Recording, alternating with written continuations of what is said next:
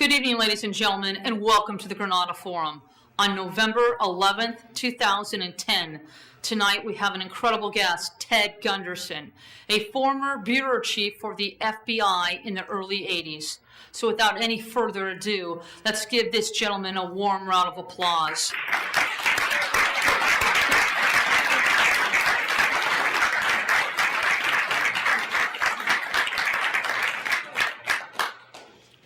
Thanks a lot. I feel like old home week. I've been here so many times. Can I raise this? You don't get older. Huh? You don't get older. I just had my 82nd birthday 2 days ago. Yeah. All right. Let me raise this up a little bit here.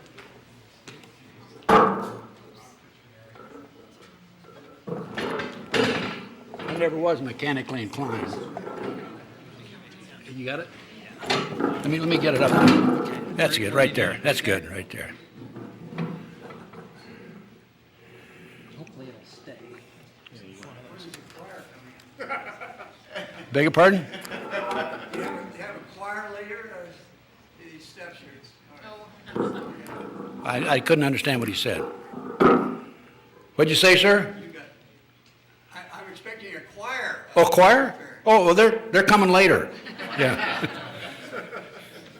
Anyway, thanks for the invitation, Wendy. You're a special lady. She deserves a round of applause for what she's done. Boy.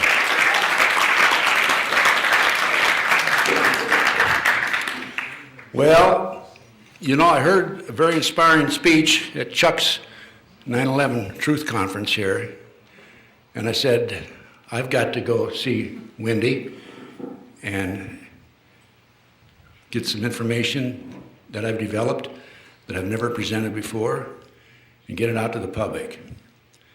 And that was a great conference, Chuck. Thank you. Yeah, it was fantastic.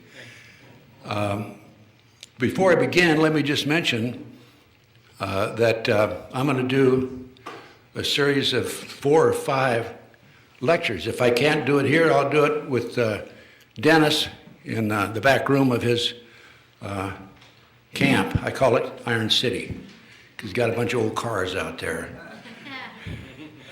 And but this is the first. And the reason I'm so inspired by your speakers that you had there, Chuck, is because there's a lot of information that needs to be given to the public. And I'm going to do the best I can. Now, there's those people who think there is no conspiracy. So there is a conspiracy, and my lectures are going to be entitled Conspiracy Reality.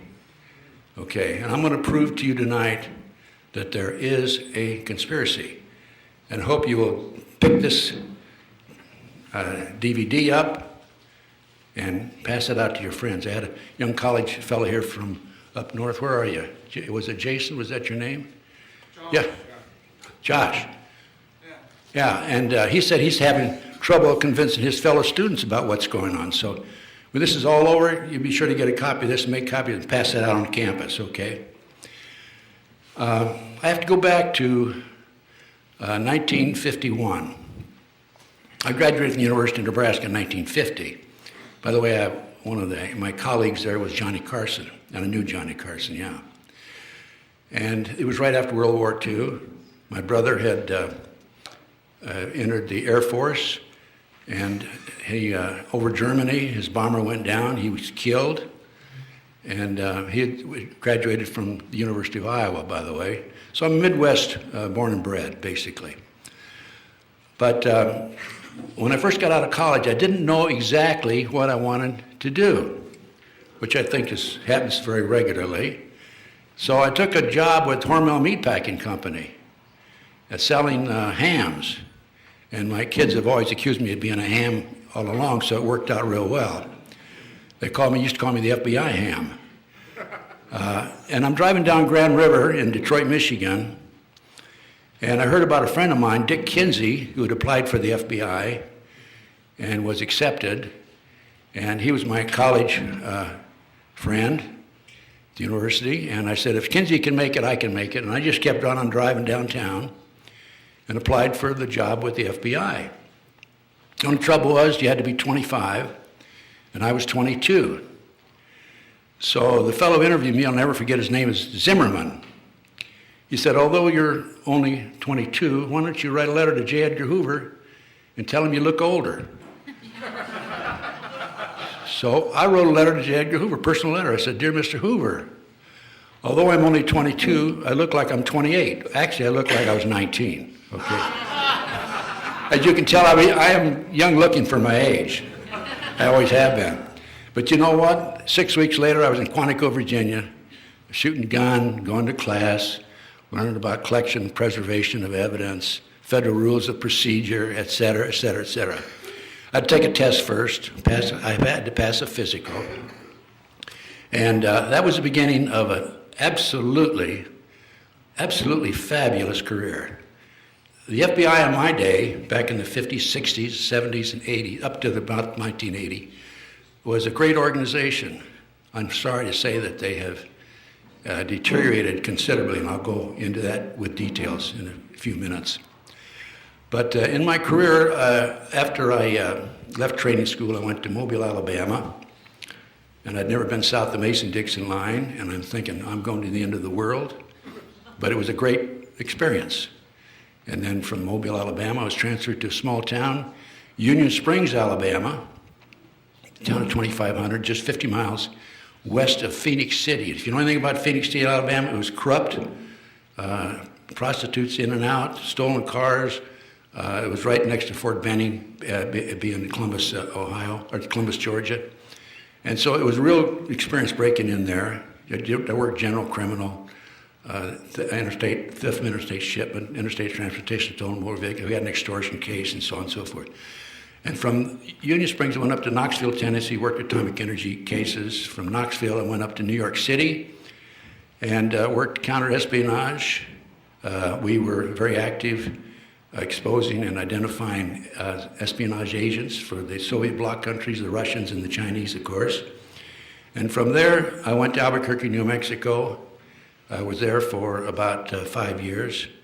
And William C. Sullivan, who was number 2 man in the FBI, actually, there was Hoover and his associate, and then Bill was next, third person, came out to Los Alamos, New Mexico, for a lecture, and I drove him up to Los Alamos, and he took a shine to me and said, Ted, you need to come back to headquarters. I went back to headquarters, worked organized crime and racketeering for 2.5 years when Bobby Kennedy and Jack Kennedy were in office. I had occasion to meet with Bobby Kennedy.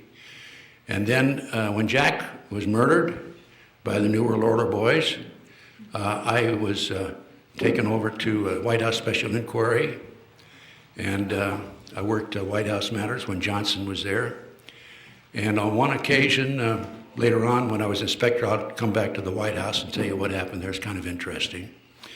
And from there, I went up to New Haven, Connecticut.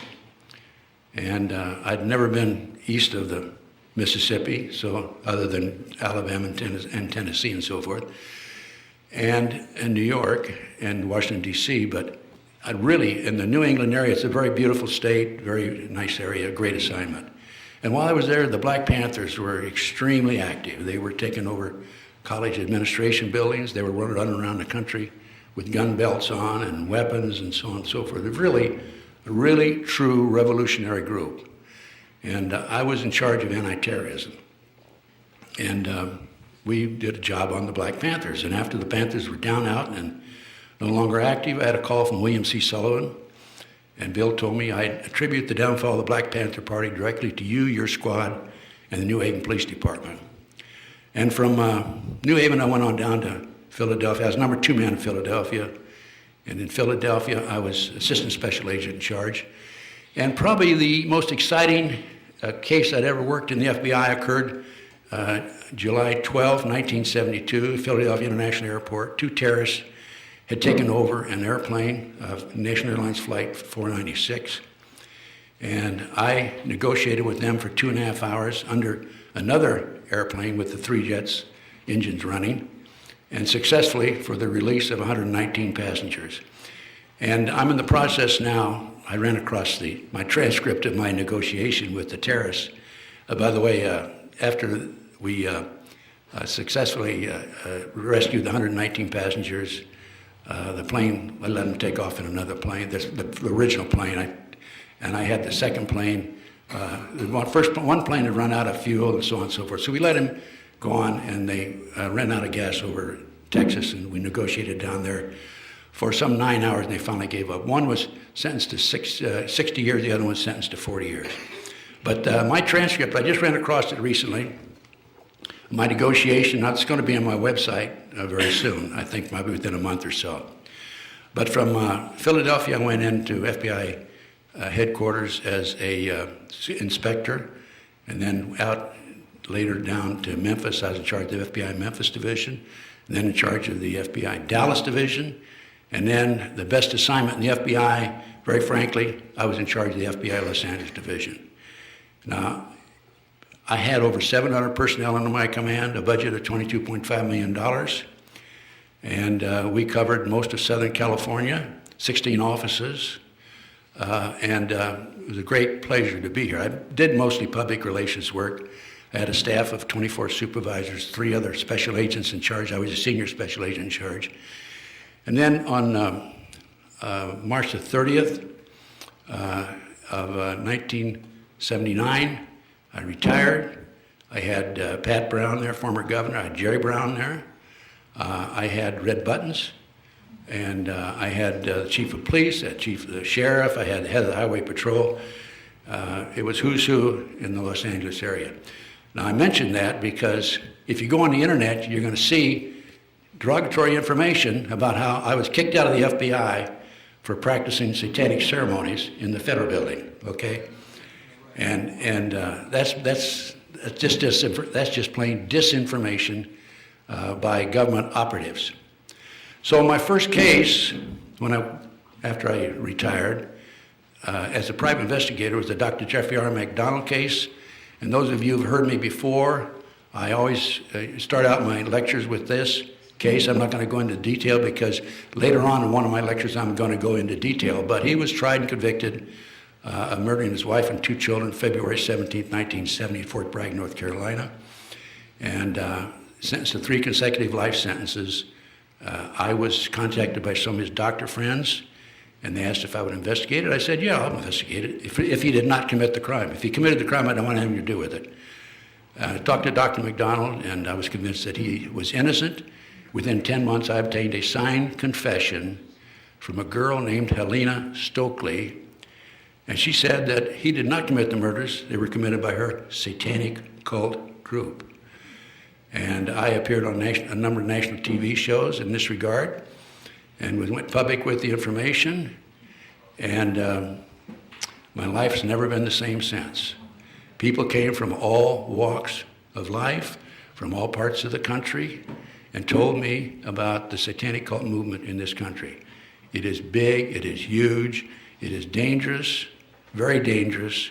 They sacrifice between 50 and 60,000 people every year. They're involved in kidnapping children and so forth, and it goes on and on and on. But that case is what really woke me up as to what was going on.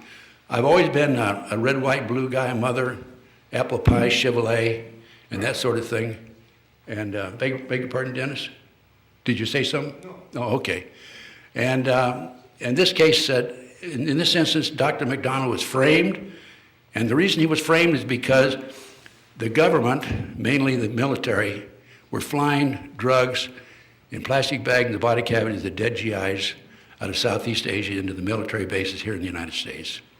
And Lena told me that her satanic cult group distributed the drugs up and down the East Coast, and the higher-ups in the drug operation did not want this to be known, of course, that they were involved in the murder, and so they basically framed Dr. McDonald. I'm telling you right now, the man is absolutely innocent. He's been in jail for like 30 years, and we have an appeal before the Fourth Circuit at this time. I'm going to go into one of my lectures. I'm going to go into great detail about this case. I can probably talk about it for about probably an hour and a half to 2 hours. But very briefly, what we have in the appeal before the Fourth Circuit is my confessions that I took from Helena Stokely. By the way, she was murdered in January 1983. And also under one of the fingernail of one of the young ladies, one of the little girls, 2.5 and 5.5, skin, not skin, but a hair with the root was recovered, and it did not belong to anybody in the McDonald family. Also, Colette, the wife, she had skin under her fingernail, and that skin was scraped from under the fingernails and given to William Ivory, the CID Army investigator, and it disappeared. So there have been a whole series of cover-ups on it. The case is a fascinating case. I really, really hope that we can get him out this time. But anyway, that's basically what happened. That gets me off the ground, so to speak, as to what really was going on. Now, I'm sure all of you are aware of the Illuminati. I'm probably preaching to the choir on this. And I'm sure you're aware that on May the 1st, 1776, Adam Weishaupt, a defrocked priest, announced the 25 goals of the Illuminati.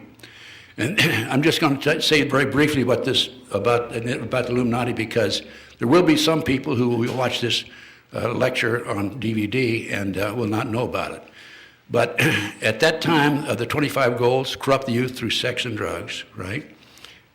Look at what's happening to our society today. Control the press, the mainstream media, elect your own people to office. If you can't elect your own people to office, put your agentures or advisors in, Illuminati advisors, so you can control, to a degree, the person who represents the people, or whatever the situation might be. But I have this, by the way, this is documented in a book called Pawns in the Game by William Guy Carr. He was a commander in the Navy, retired, the Canadian Navy, who wrote this book. He couldn't understand why we had to have so many wars and so many problems, and so he did his research and wrote this book. Now,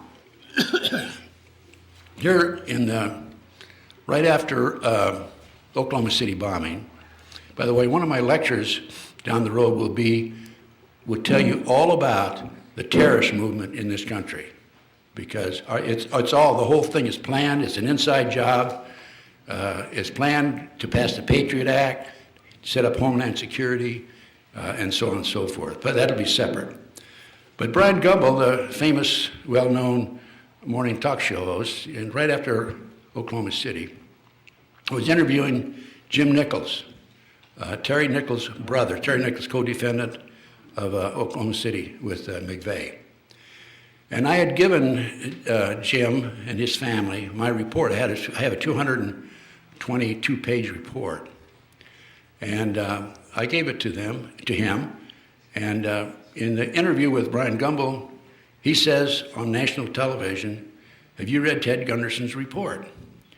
And Brian Gumbel says, "Oh, he's just a conspiracy theorist," right? Well, that's not right. I'm a conspiracy realist. There is a conspiracy.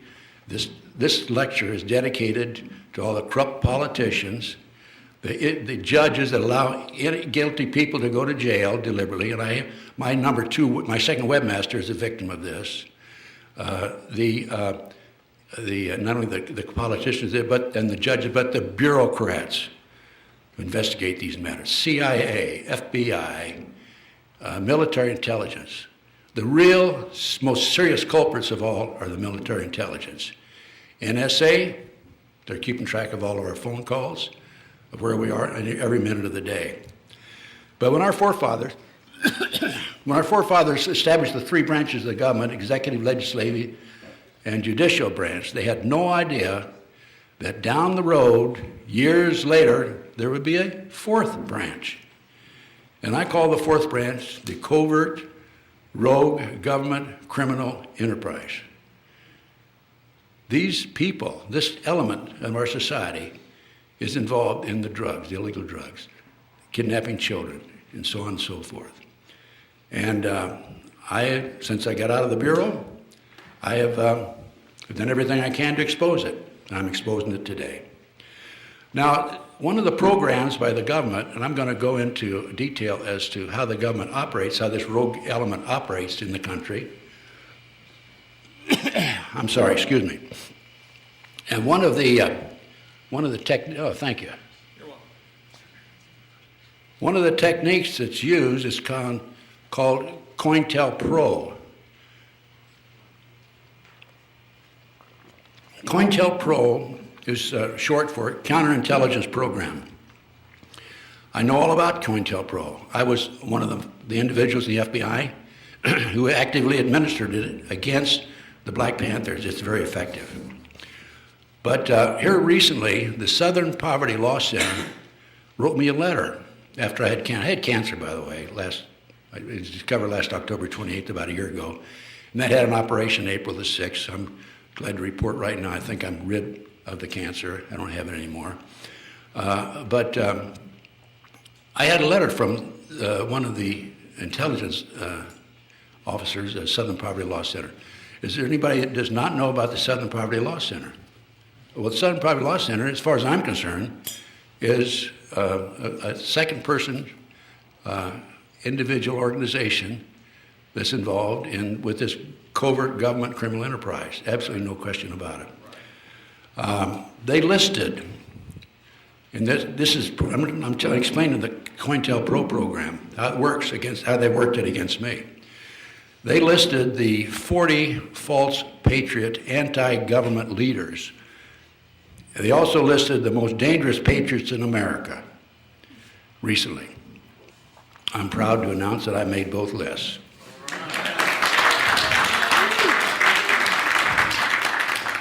They also described me as a leading conspiracy monger.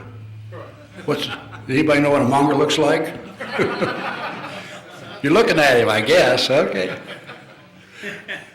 The Anti-Defamation League, another organization, as far as I'm concerned, that's a spokesperson for this rogue, covert government criminal enterprise.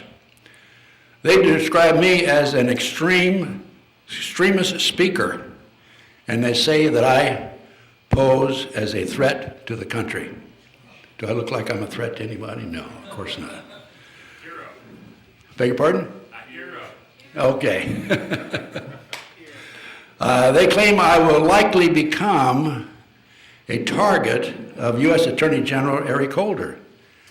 Now, I don't know what that means, but if I'm going to be on a list or a target of the Department of Justice, so be it. So I will still continue to do what I'm doing. I'd like to emphasize that I'm not an anti-government monger, conspiracy theorist. I pulled the details out of this. I don't want to go into all the details. It's too much. I'm not an anti-government person. I'm an anti-corruptionist. I love my country, and I will continue, as long as I'm alive, to continue to expose this evil element that's permeated throughout our society. I like football, baseball. I like to have a beer once in a while. I'm as normal as any of the rest of you out here, okay? And I'm not anti-government. Again, I'm anti-corruptionist. That's the Southern Poverty Law Center and the Anti-Defamation League, as I said, are fronts for the New World Order. And I remember after Oklahoma City, everyone was clamoring to find out what happened. By the way, I have proved without any doubt that the government was involved in Oklahoma City. No question about it. Absolutely. I'm going to have a whole lecture just on the terrorist movement of these 4 lectures. But I can tell you right now, the car bomb, the truck bomb, was not a fertilizer bomb, okay? They used fertilizer bombs to blow up tree stumps in the backyard of the farmers near the barn, right? They don't blow half a building away.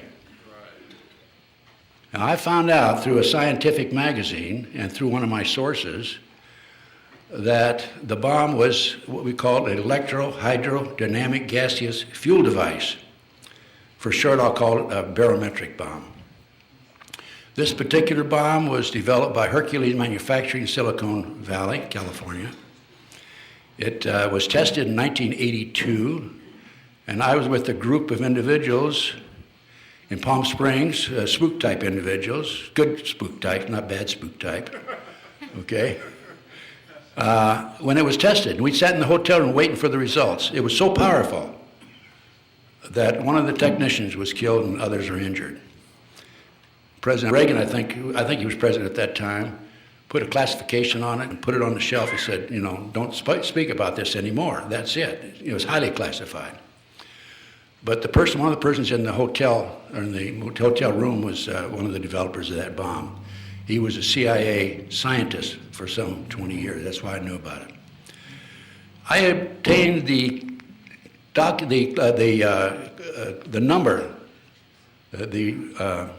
number for this bomb, and the contract number for this bomb, and I sent it to Picatinny Arsenal, wrote a letter to him, and I said, send me a copy of the contract. This is all public information, by the way. And they wrote back and they said, there's no such contract.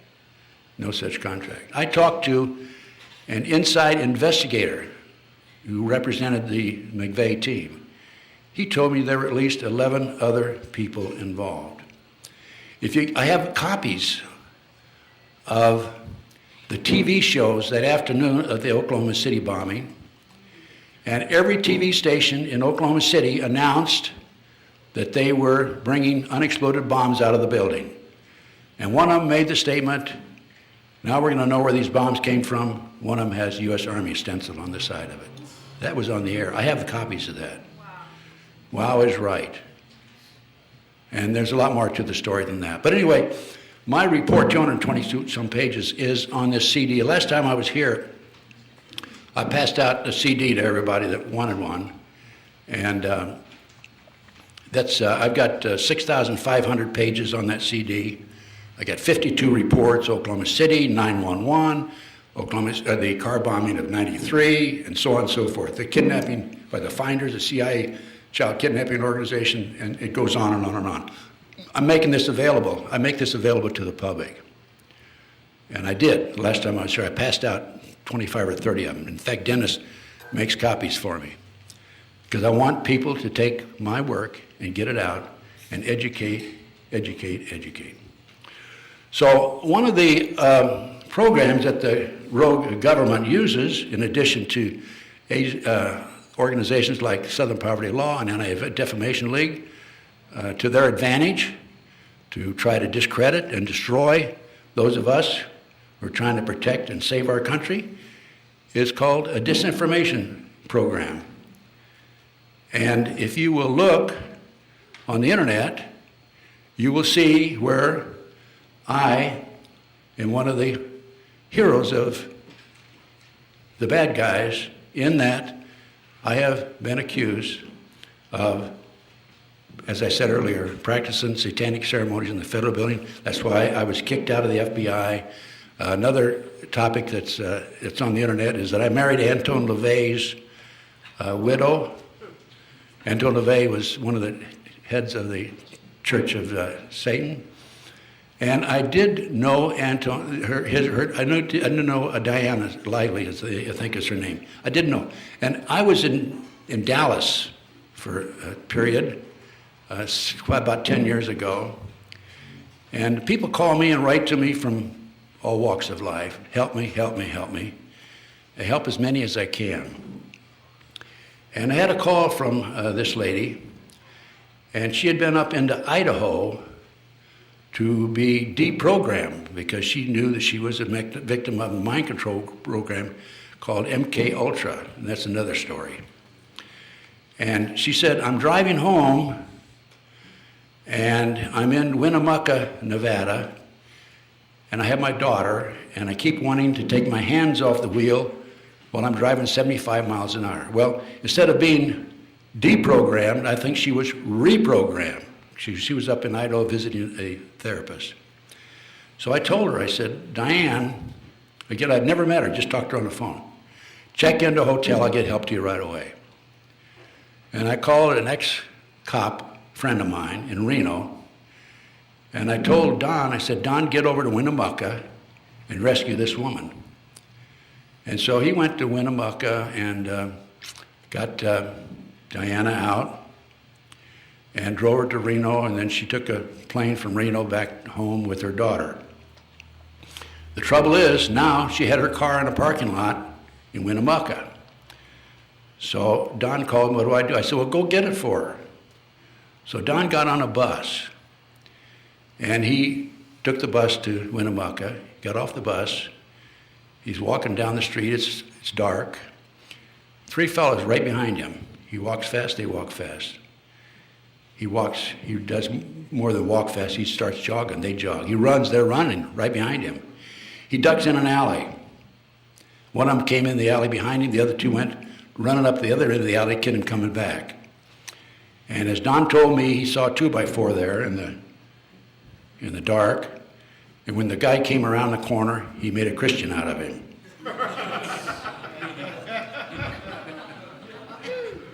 He had a weapon with no serial numbers on it. Don grabbed the weapon, went back to Reno, and then he was driving her car, of course. Then he had to deliver the car to her in Santa Maria, to Diana Lively. So he starts driving to Santa Maria. He notices an oversized van following him about a quarter of a mile, mile after mile after mile after mile. He's into California by now. And at a certain location, this car, he's driving 75, 80. This van comes up real fast, comes up behind him, he's next to him, and he flips his mirror, and a shotgun comes out the back window of the van. He realizes that they're going to blow the tire out and spin the car, and he's probably going to die, or something's going to happen, serious injury. So he slams on his brakes, and the van went on and came over into his lane, but he wasn't there, so the van flipped.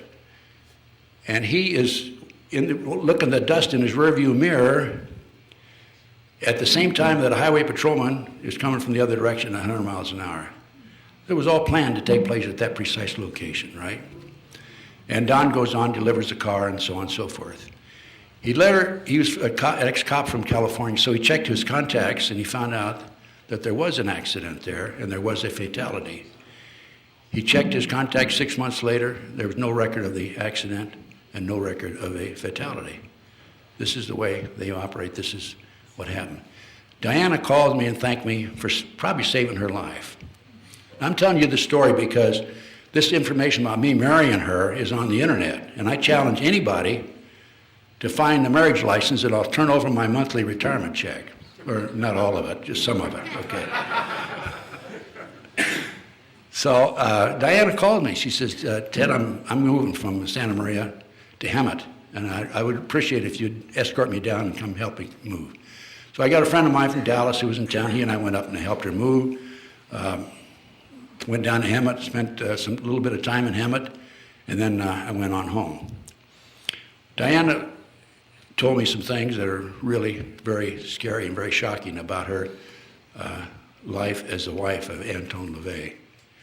One of the things that really was shocking is they had a lion that was walking free around the house.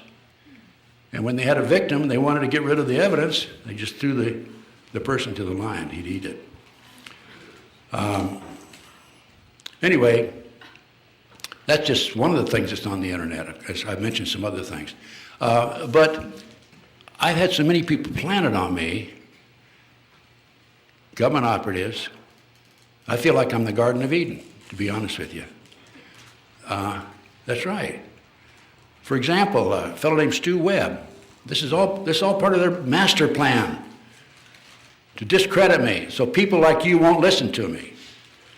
So a fellow named Stu Webb came to me. I ran for political office back in the 90s, and I lived in Las Vegas at that time. I need a place to stay for 4 days. Well, I take patriots in all the time, so I come on over and stay in my place. He stayed for 7 months.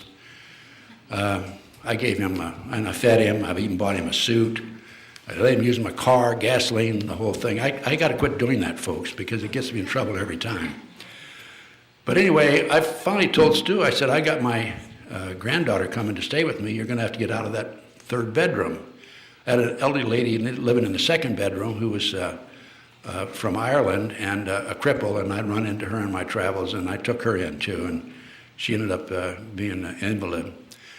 But anyway, Stu Webb left when I was out of town, stole 35 copies of Thanks for the Memories, which was Bryce Taylor's book. You remember that book?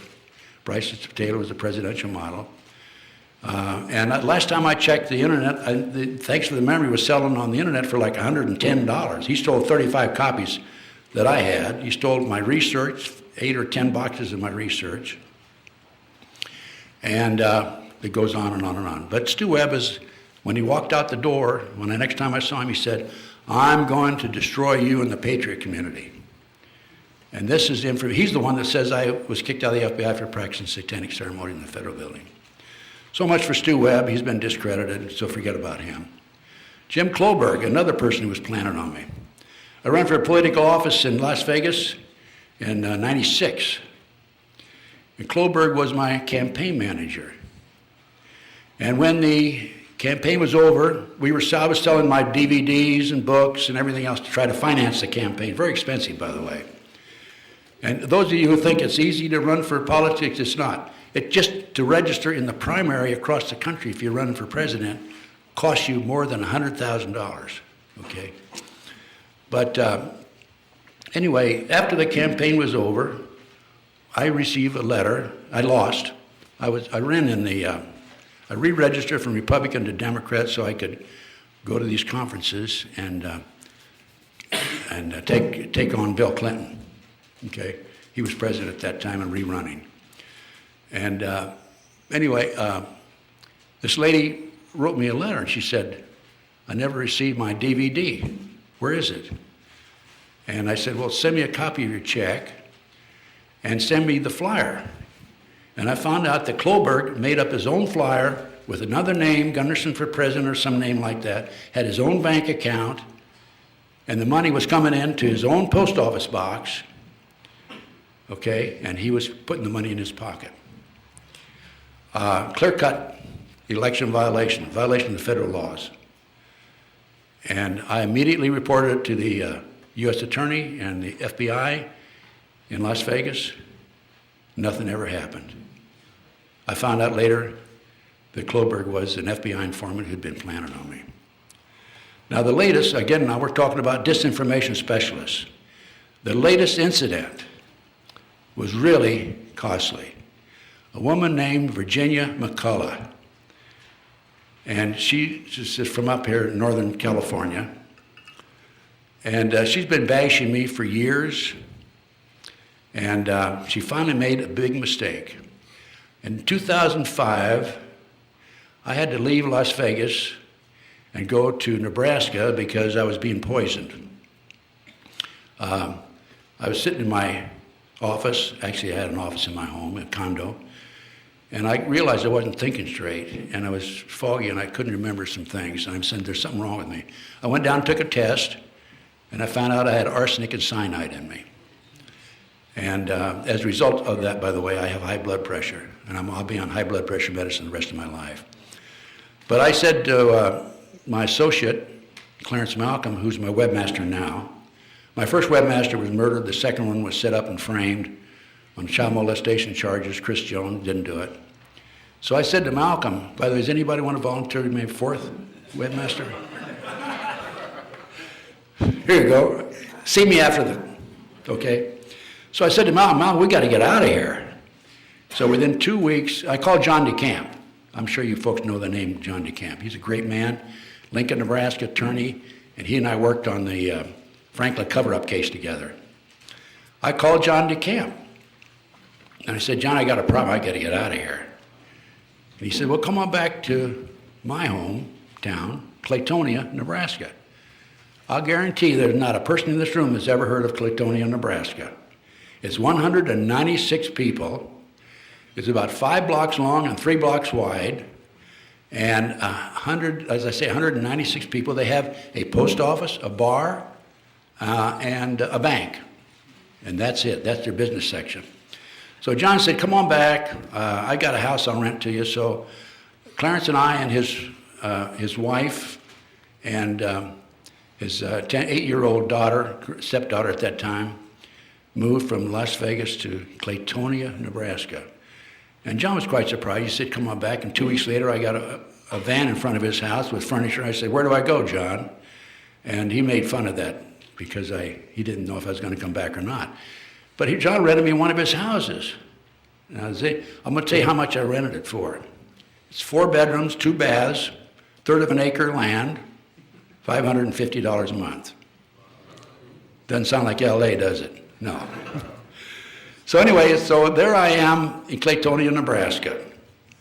And Malcolm and I, and his wife, and Linda, and the daughter, stepdaughter, are, pumping out the DVDs, furnishing information when we can, educating people when we can, and so forth. All of a sudden, knock, knock, knock. Open the door, here's the police officer. We have received information. You are holding a child hostage here. We want to see the child. And I said, and Malcolm said, do you have documents, court documents, papers? No, out the door. And it was a female police officer. She slammed the door. She was really upset about that because we challenged her.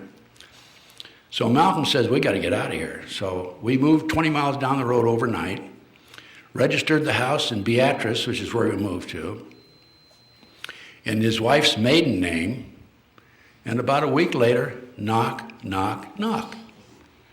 And here is another police officer, only this time, Beatrice police officer.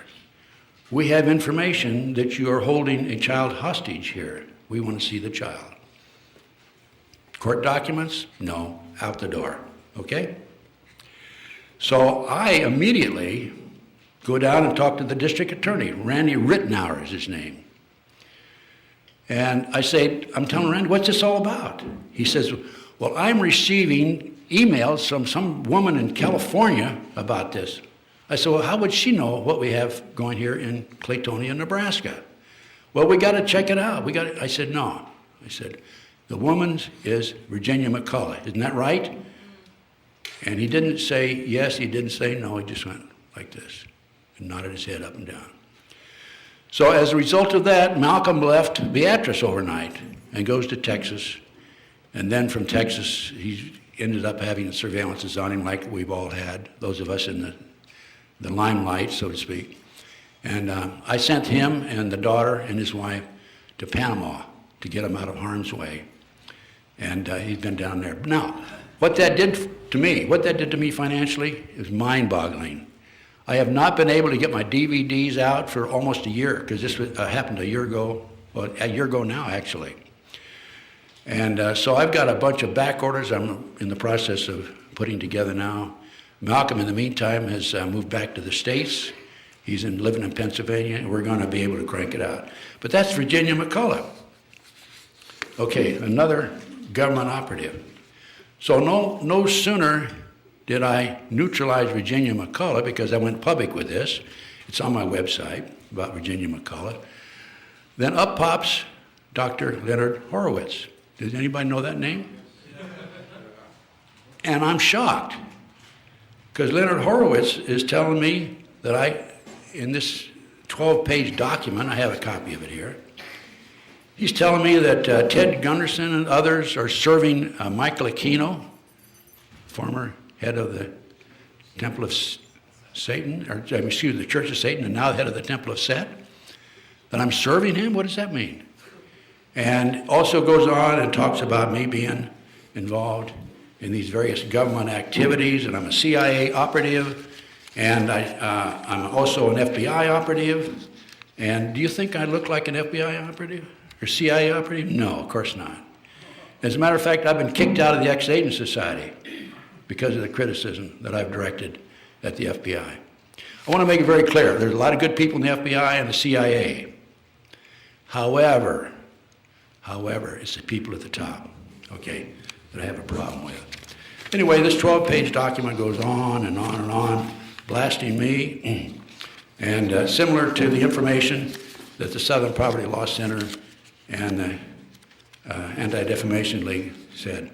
I responded to Len Horowitz, and it's on the internet. I don't have a copy of it with me. And basically, I just told him, I said, you just exposed yourself, because you're accusing me of being a government operative and working for the government, and we're criticizing the government at the same time, so I'll be accepted in certain circles, and now you've come in with this. I neutralized Virginia McCullough, now I've got to deal with Leonard Horowitz. Leonard Horowitz is a government operative, absolutely no question. If you read this 12-page document, you will see. These are the tactics that they use. They criticize the government, some of the people that they pulled out of the woodwork in order that they would be accepted in patriot circles. And then these people criticize people like me. They think they can be accepted, and it discredits me. Now, is this COINTELPRO program and this disinformation program on the internet, has it affected my life? You bet it has. Because I'm not being invited to these big conferences anymore where I could give a lecture in front of 300, 400, 500 people. This is exactly what the rogue, covert, criminal government enterprise wants. That's why they do it. So what's the reward for me? Now I'm going to tell you what's happened to me in the last 30 years.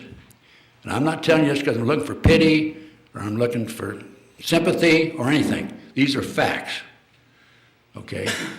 Now, Will Rogers said, what do you say? If it's true, what do you say? Anybody remember what he said? He never met a man who didn't lie. Huh? No, sorry. Anyway, I forget what Will Rogers said. I'll tell you what happened in the next lecture. Anyway, what's happened to me, I've had 3 contracts on my life. Okay? I've had 2 other probable contracts. And I will give you just a little detail about the contracts that were put on me so that you will understand it's not just talk right off the top of my head.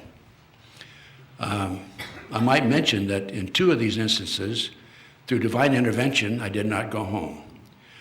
I lived in 500 South Kelton in Westwood. This was in the 1980s, or mid-1980s. And I had a door, I lived in a triplex, and my door opened up onto the street. The landlady who lived behind me on the second floor came home one morning, 1:30 in the morning, and here's 2 guys sitting across from my front door in a car. And one of them gets out and walks over to her, do you know where Ted Gunderson lives? And I told her, if anybody ever asks about me, you don't know me. And of course she said no, she didn't know. Well, she told me that the next day. And I made some phone calls, and I learned that there was a contract on me. And fortunately, I do have some good sources, and it's kept me alive. But what it really has kept me alive is on that particular night, I didn't go home. I stayed at a friend's house at the last minute. So I say it's through divine intervention that I didn't go home on that particular night. So one of my contacts says, I used to work with, and he gave me his name, who is known as the cocaine king of the West Coast. Let me go talk to him. Let's go talk to him. So there were 4 of us, and we went to talk to the, quote, cocaine king of the West Coast. And we go in, the fellow comes to the door, lets us in. We had an appointment, it was on a Monday. He escorts us into the parlor, and then he takes us from the parlor into another room, and we sit down, and a little dog comes in about this big, and smelled all of us, and sat down at my feet, and went to sleep. And the, quote, cocaine king of the West Coast comes in, looks at the 4 of us. My dog likes you, I like you. And I'm saying, I'm sure happy about that. To myself, of course. So he tells the other 3 to scat. And I had been hired before this by a fellow named Robert Ferrante, who came out of his office one night, about midnight, and a gunman steps out of the bushes with a ski mask on, fires 13 shots, I think, at him, hits him 5 times, he lived, and Robert Ferrante hired me to find out who tried to kill him. Well, earlier that evening that he came out of his office at 12:30 or so, his accountant came out, walked across the parking lot around 6:30, and there was a car parked with the back of the car against the building. And the fellow was just sitting there. Now, at the time of the shooting, a car similar to that was parked there and pulled out with the motor running. And there was another car in another direction, opposite of him, that was with his motor running. And the gunman ran and jumped in the other car, and then this first car took off. Well, if you know anything about contract killings, they will always have two cars, so the gunman can get in one or the other depending on the circumstances. So I took the accountant aside, put him under hypnosis. By the way, if you do hypnosis for artist conception, it's much more effective. And it's unbelievable the detail that you'll come up with. I took the accountant aside. We did an artist conception of the fellow sitting in the parking lot at 6:30 that evening. And very good artist conception. I hired a former police officer who specialized in artist conceptions. So when I knocked on the door, the cocaine king of the West Coast, who do you think answers the door? The guy in the artist conception, right? But I'm saying, well, there's four of us. I don't think they're going to do away with all four of us. So that's just the fellow that let us in the parlor, and let the dog come in. So the cocaine of the West Coast tells the other three to scat out of the room and sits down with me, and he says, "How many children do you have?" Well, I know what the message meant. You know, if you screw up, your kids' lives are in danger. And I told him. Then he pulls this artist conception out. He had a copy of the artist conception. And he said, "Who gave this to you?" And I said, "If you're going to do harm to him, I'm not going to tell you. I'll take the heat myself." And he was kind of miffed about that. He said, "I didn't say I was going to do anything to him." I said, "Okay, promise you won't, and I'll tell you." So I told him the story about the accountant and so on and so forth. And he said, "Okay." He said, "Let me make a phone call. I'll be right back." So he left the room, and he came back. He says, "You're right. You got a hit on you. I can take care of one of them. I can't take care of the other one." I said, "I got two hits on me?" "Yeah." So I said, "Well, take care of the one, and I'll see what I can do about the other one." And so he left and came back again. He said, "Okay, I made a phone call. Don't go home or to your office until Friday." This was Monday. So I lived in a hotel room that whole week with a gun under my pillow, and I didn't move. I paid cash for the room. That was before you had to furnish identification. And it's kind of interesting because every time somebody walked down the hall in the middle of the night, I would wake up. And it was after that that by the way, that hit was taken off, thanks to him. He called me later and asked me to do a favor about 6 months later, and I won't need to go into that. But the point of this story is divine intervention. I didn't go home that night. A friend of mine said, "Stay with me this night, and we'll go from there." And so anyway, I ended up I had some friends drive me to Dallas. I remember I slept in the back of the car, in the back seat of the car, for like 21 hours. That's how long it took to drive to Dallas, because I hadn't had any sleep in a week.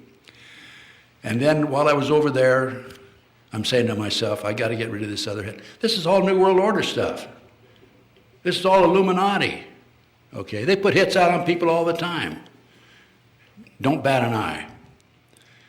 So I'm over there, and I get a call from a fellow in Los Angeles. "Come over, I want to talk to you." And this particular person had some pretty good contacts because he knew about my situation. He knew I had two hits put on me at the same time. And long story short, this particular person was able to take the second hit off of me. That was just one. On another occasion, 1986, I said to myself, I've had enough cops and robbers in my life. I'm getting out, and I'm going to go in business for myself. Divine intervention, again. the good Lord wasn't going to let me get out of this work that I'm doing. And I invested every dime I had, and I lost it all. And so I had to go back in to private investigation work. I didn't have to because I had a pretty good retirement check. So this fellow, I was living with my business partner and his wife and kid. My business partner went overseas, went to Argentina, I think it was. And he was gone for a while. And then my daughter had a road trip, and I house sat for her. And on that particular night, an individual, and I found out later his name was Bill Mincer, known as Charles Manson II, came into the house about 11 o'clock. She was on the third floor, it was a tri-level, and heard him coming in. And the dog went bananas. She closed the door, went to the telephone to make a phone call. Didn't work because the phone down in the kitchen had been taken off the hook. And she sat there and waited it out, got her gun out. He didn't come upstairs.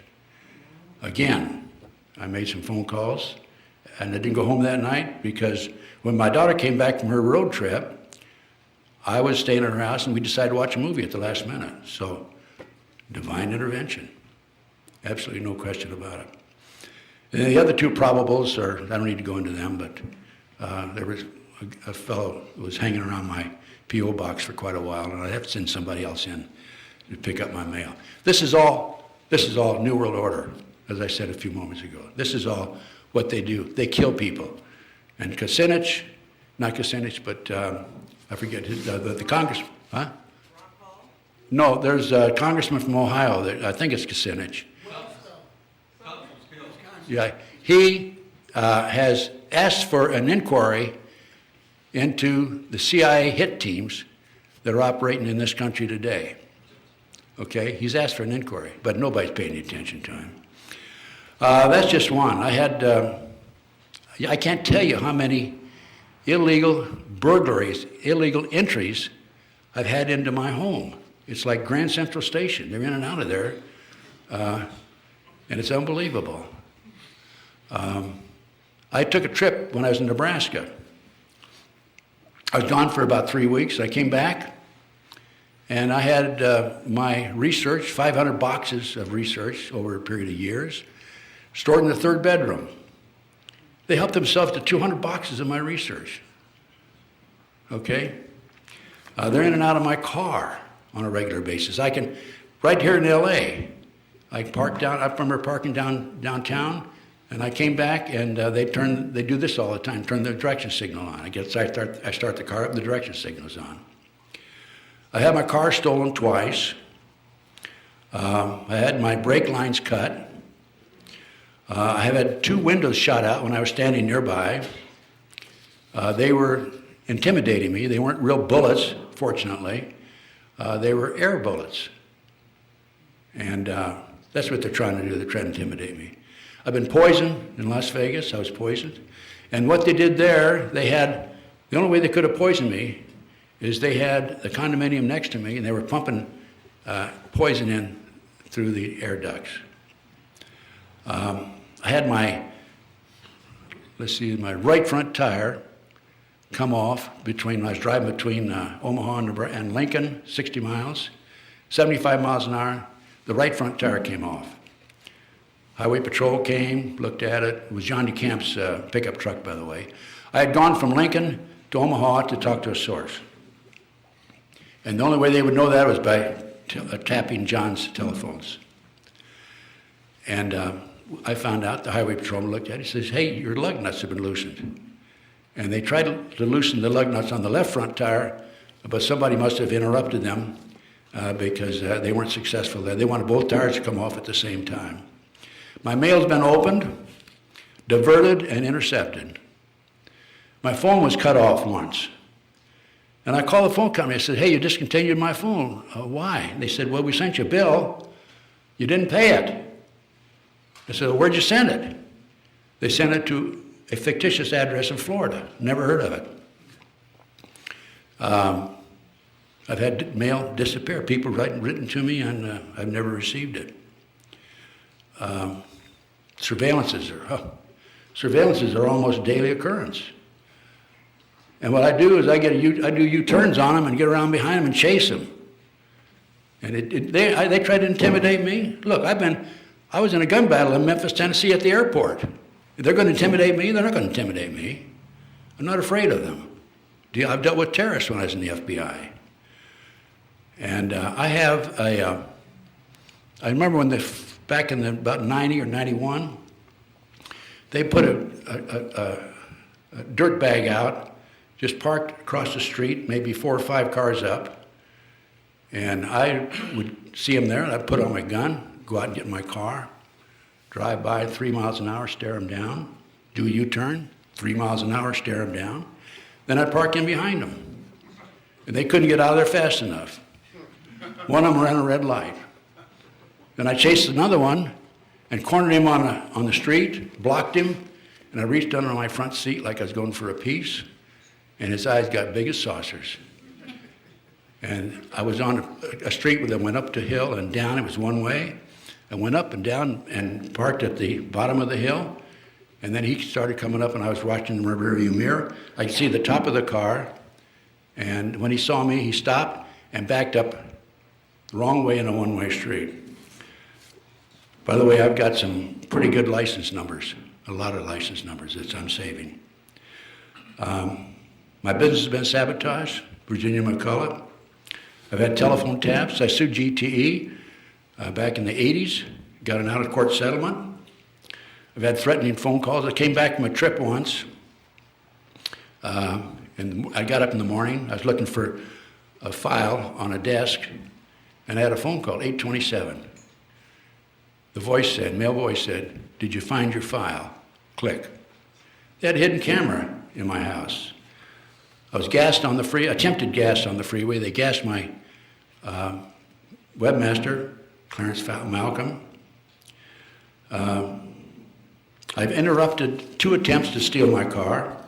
I've had flat tires. In one instance, I had 3 nails in the same tire. That's a little more than a coincidence, I think. I've had my guns stolen. I had 4 guns stolen out of my house in Nebraska. I sleep with a gun under my pillow. I have a combat Magnum. And one day, just a couple of years ago, I check it regularly. I checked it and somebody had come in and taken the bullets out of it. So if they came in on me, I was going to have to throw the gun at them, I guess. Cameras, they'd taken pictures of me.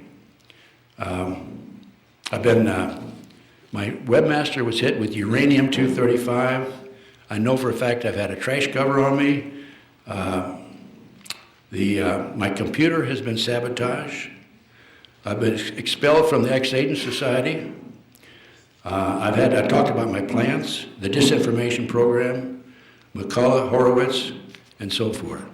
Those are just the life of a person who dares to take them on. Also, I might mention that in the early 1980s, I had 4 investigations on me. I know because I applied through the Freedom of Information Act. And one of the reports came, they sent me back. It wasn't anything significant, a couple of pages on a report. And they said, in the interest of, quote, national security, we can't give you the full file.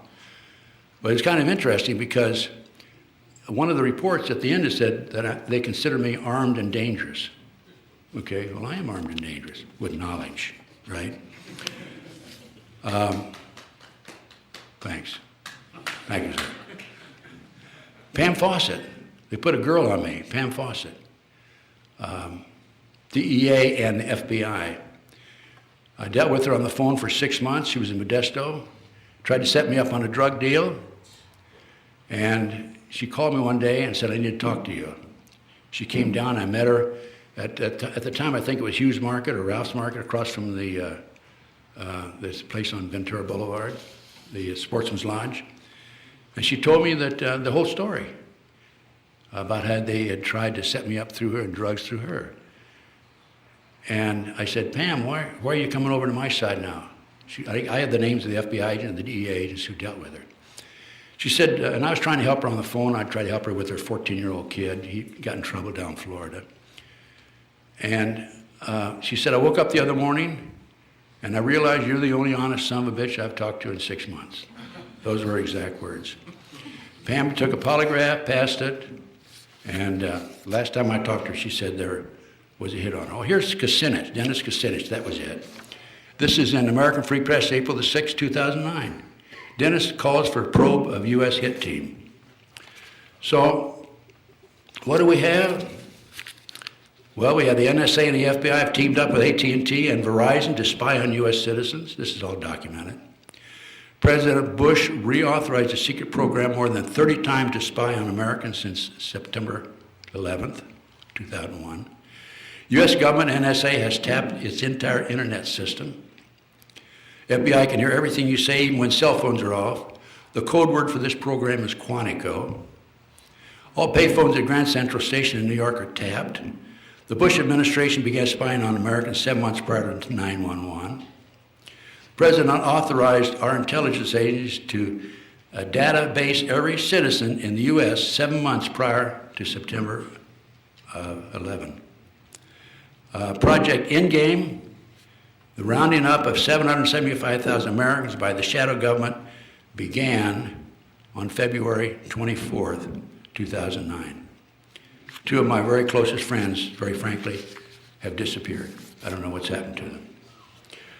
We have thousands of guillotines that were shipped in here from Japan in Atlanta, Georgia. We have 500,000 caskets that hold 40 bodies in each casket. We have 1,000 internment camps around the country. We have sensors on the major highways every quarter of a mile. I talked to one of the installers right here in California.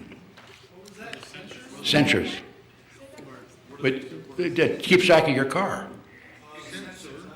Sensors, yeah. Did I pronounce it right or wrong? That's right? Okay. Yeah, I went to school in Nebraska, so I have an excuse sometimes, okay? We have the Patriot Act. I don't tell you about the Patriot Act. I mean, I'm sure you're aware of that. Okay? The Constitution violations and the amendments that they've done away with through the Patriot Act are, you got them here someplace. All of them. Probably all of them.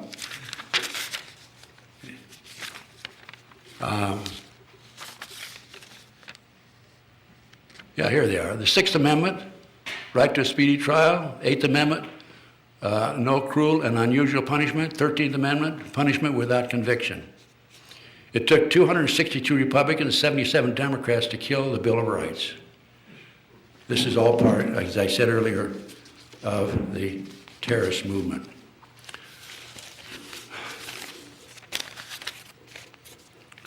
I told you about the guillotines, the caskets. We have U.S. troops in the United States, Holloman Air Force Base, Air Force, German Air Force. A lady came up to me back in the 90s and said that she was from New Mexico. She deliberately dated a German airman from Holloman to find out what they were doing here. He said, when the revolution starts, we're going to strafe the cities. Beatrice, Nebraska, where I lived for a short period. Town of 12,500. They have an on the base there, they have an airport. The airport the runway is more than a mile long. There's no commercial airplanes come in there, it's all private. They are expanding the length of the airport. Why? So bigger planes can land there, I guess. But there's no commercial planes coming in, over a mile long now. The chemtrails, one of my sources told me that the planes in the north, Midwest, chemtrails are out of the Air National Guard, Lincoln, Nebraska. I made a trip to the airport, and I found 4 giant airplanes with no markings on them on the runway at the Air National Guard. Another informant told me Fort Sill, Oklahoma is what they're using in the southwest United States. Okay, that kind of gives you, I think I laid the foundation pretty well, didn't I? Yeah, really. Yeah. Okay, that just tell you what they're after. Okay, I'm not the only victim. There's thousands of Americans out there. By the way, I've been shot with a laser beam twice in my back. Fortunately, they're not very good aims. And my webmaster, Clarence Malcolm, has been shot also. But now what I'm going to do, the rest of my time here, what time do we have? How are we doing on time? It's 9:20. 9:20? Okay, so I've been on here about an hour and a half. I'm going to tell you about one of my cases. And then in the lectures in the future, I will tell you about individual cases I've worked and investigated that absolutely without any question establishes there is a conspiracy and infiltration into the lower levels of the government all the way to the White House. And this is the John Van Meter case. On Halloween 2004, John Van Meter, a woodsman from Wisconsin, had attended a conference in Sonoma County, California. And after the conference, he was driving home, and he saw 5 or 6 automobiles, black automobiles, with people in them, driving into the woods. He did a U-turn and came back, and a safe distance from what was taking place, he could see a fire. He could see a girl in the nude tied against a tree. And most of the people there were in the nude. And he said, this is not right. So somebody shot at him. And he got his gun out. Being a woodsman, he carried a gun. And he shot back. Long story short, he shot and killed 4 of them, broke up the ceremony, and rescued the girl, carried her over and put her in the car. The others scattered, and he chased the leader into the woods and shot and killed him. Okay, he had a pretty exciting evening that night, didn't he? He looked at the body of the leader and took a card out, a little business card out, and on the back of it was a 202 area code. The next day he called, and a female answered, Federal Bureau of Investigation. The next day he called, and the line had been disconnected. And when he was chasing the leader through the woods, they had a running conversation, and the leader said, we have the police and the F.B.I. in our hip pocket here. If you kill me, you'll live in a 10 by 10 cell the rest of your life. So John ends up reporting to the police, Sonoma County, and goes back home. And they filed charges against him, claiming that he filed a false report. And they waited 4 days to go out into the woods and search the area. The police did. And so he hires an attorney in Sonoma County, and the attorney says, don't come back here. It's corrupt. Law enforcement's corrupt. You'll end up serving time. The attorney worked out a deal with John, to fine him $10,000 and a year probation, 2 years probation, I think, and no jail time. They said that he shot himself. Okay. He goes back to Wisconsin, and April the 19th, 2006, a year and a half later. Anybody remember that date? That's a rather significant date in Oklahoma City, Waco. He goes out in the woods, and he's a woodsman at that. And two fellas come out, drive out, park the car, get out, and he hears one of them say, he's mine. He has another gun battle. He knocks one of them down 4 times, the other one down twice. And they had enough, they took off. He goes to the police, and he tells the police what happened. And they say he shot himself. He was shot 9 times with 6 different weapons. His pickup truck had 25 bullets in it, and he shot himself. So John had a trial. They tried him. We brought an expert in from Madison. I went to the trial. We brought an expert in from Madison, Wisconsin, who said he could not possibly have shot himself based on the circumstances. And John was tried and convicted And they changed their story from he shot himself to he lied to the police. John told me, sure, I had to lie to the police. I didn't trust him. Why would I not lie to the police?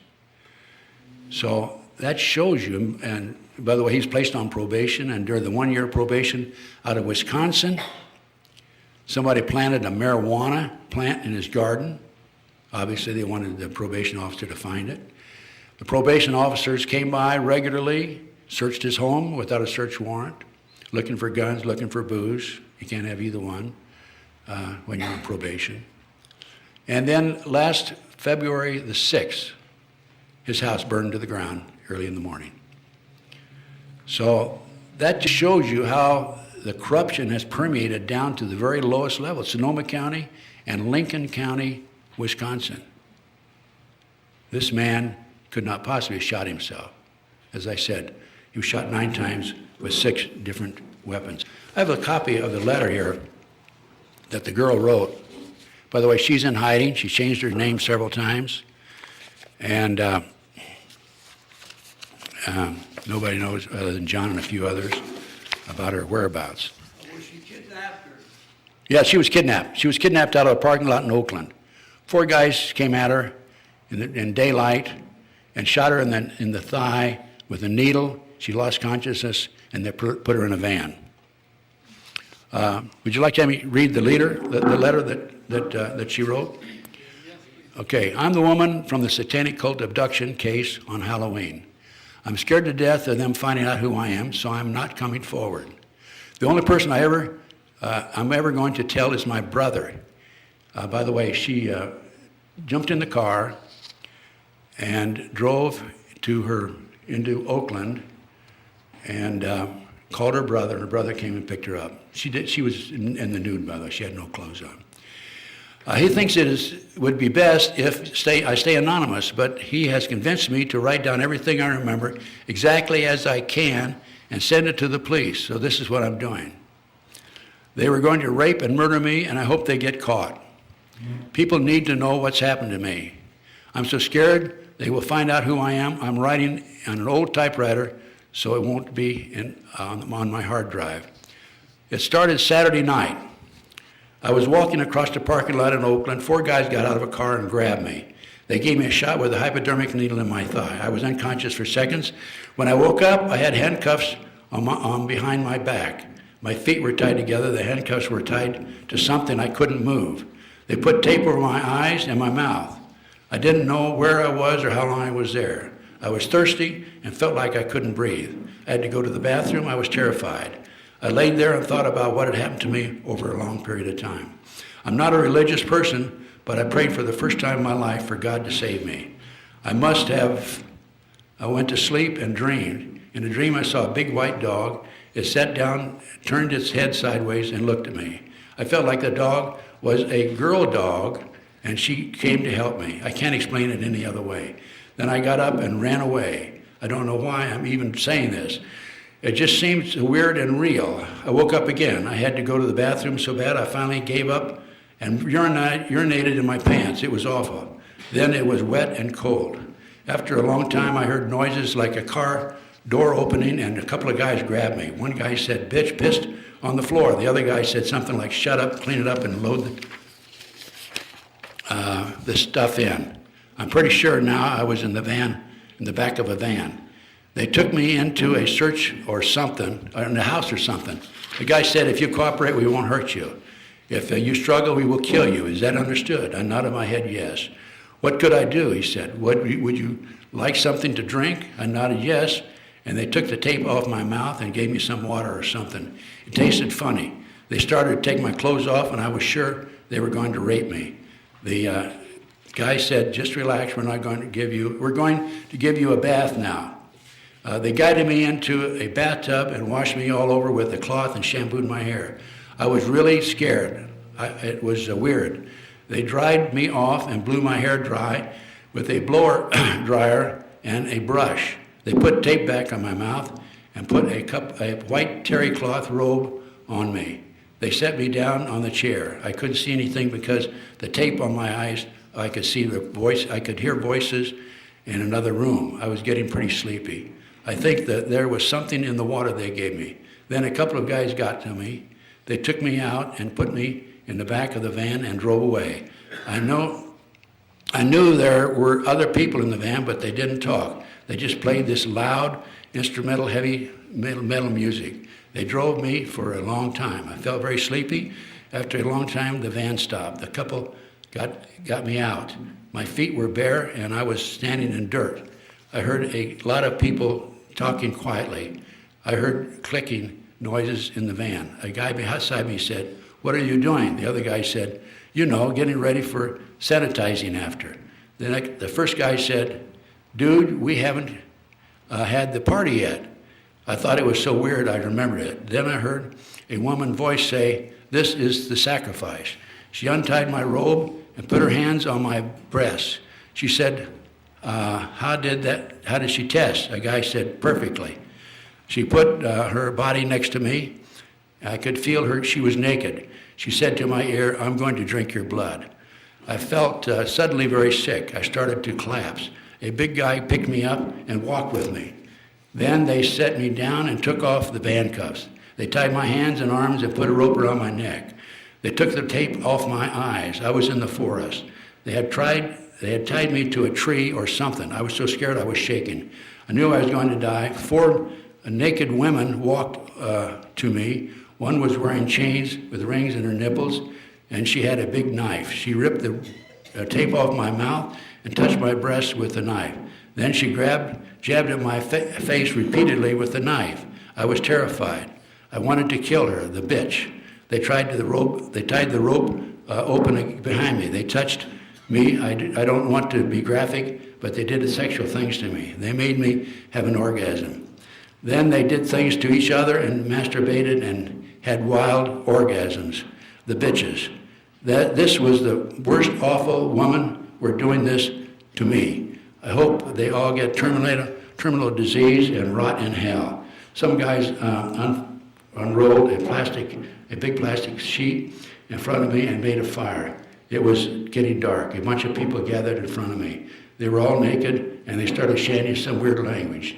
A man came and stood in front of me. He was older than the others, maybe 30.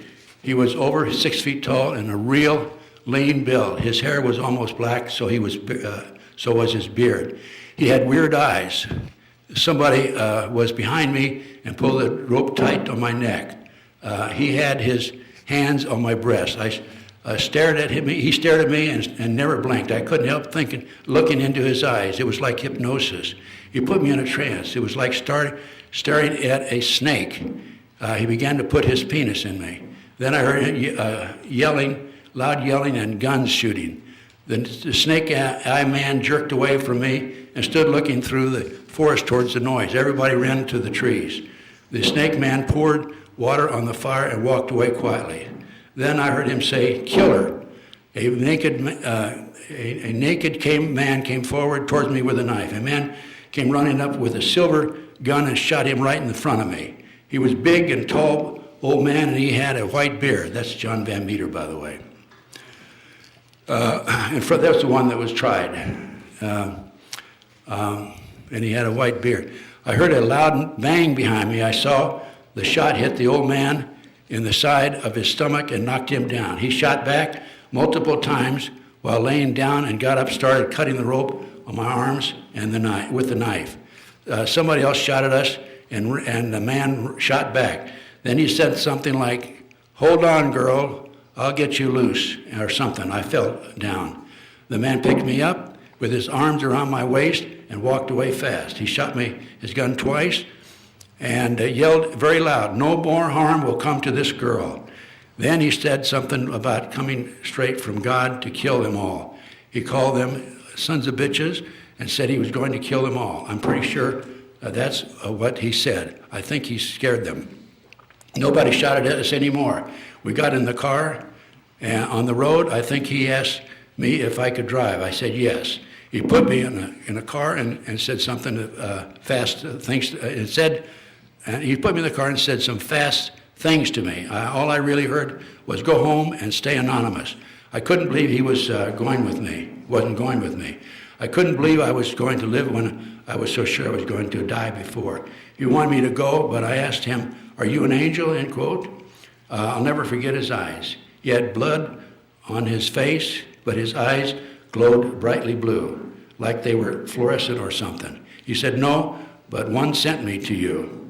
He said, "Now go, I'll call the cops," and slammed the door. I hated to leave him. I felt safe with him. I don't know why he wasn't going to go with me. I drove as fast as I could. I almost ran off the road a couple of times. I don't know where I was. Even when I finally got to the highway, I went the wrong way until I realized where I was and turned around and went home. When I really got home, it was really late. I was still shaking and I had blood on me where the wounded old man carried me.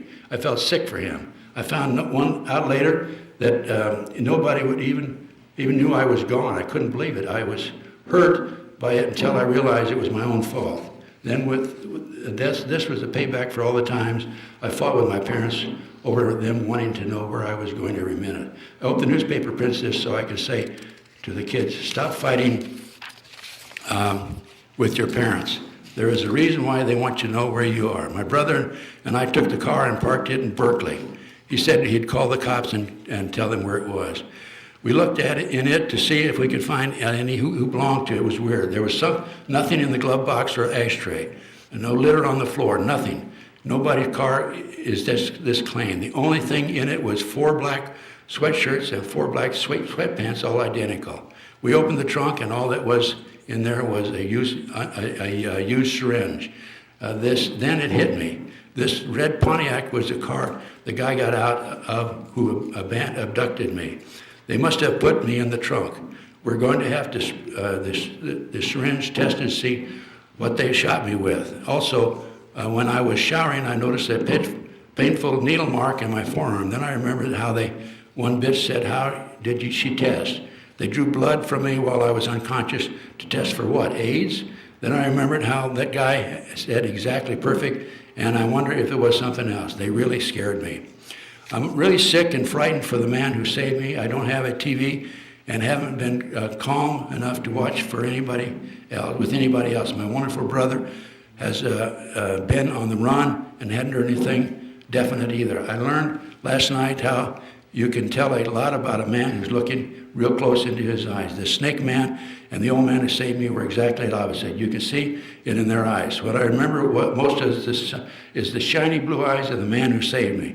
He reminded me of my late grandfather. I want him to live because he's a good man who somehow miraculously saved me, and because I went down to write in the newspaper and explained to me why he looked like my grandfather. I can't think of him dying, and I'm scared to death of what's going to happen. I know now why he stayed there. He was mad as hell, and he wanted to kill him. My grandfather had a bad temper, too, for bad people. I hope he does kill them. I know these snakes did this before to others like me, and if they live, they will do it again. I especially want the snake-eye man to die. I never want to see him again, ever. People like this can't be rehabilitated in prison. I can never forgive them. It took me all afternoon and all night to write this. I hope it makes sense to someone, whoever reads it. I had to take a lot of breaks before crying. The sun will be up soon, and it will be another day. My brother is leaving soon to mail this away from my home. I don't even want these snakes to know the zip code I live in. Then he's going out to the forest where I think I was to look for the man who saved me. I'm going to stay home and pray for God to save this man. He saved me. I hope we will save the man. He will save the man who is sent to do this. I don't know if this will help catch the snakes who tried to rape and kill me. I tried hard to remember anything I could. I'm still so shaken up, I can't think I'll ever be normal again. That's it. There's 50 to 60,000 human sacrifices a year by satanic cults in this country. Okay, I have that from very reliable sources, 3 different satanic sources.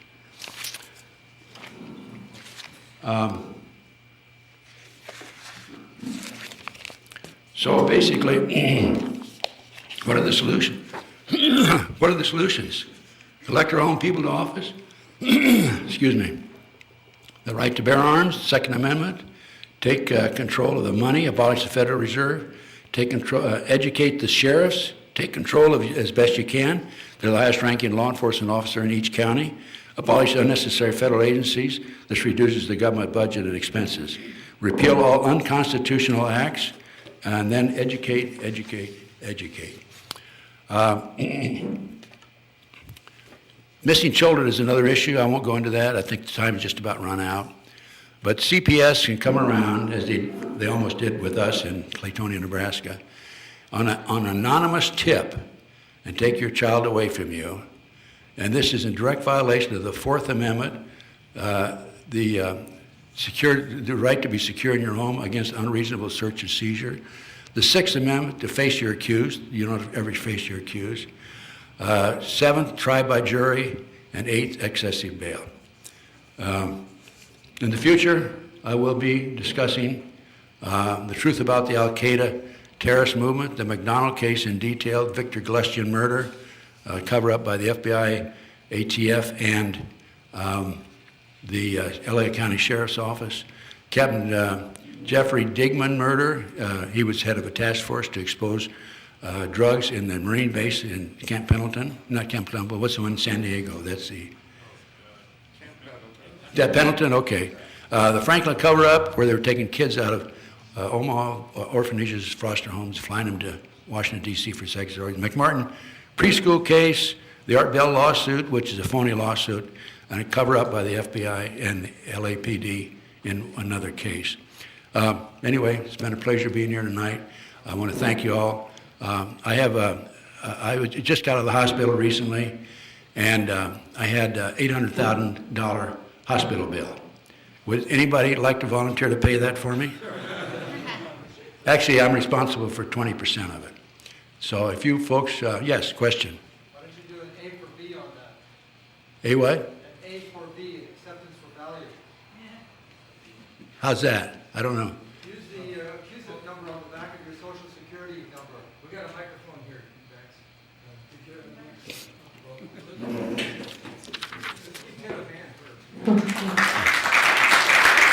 Thanks.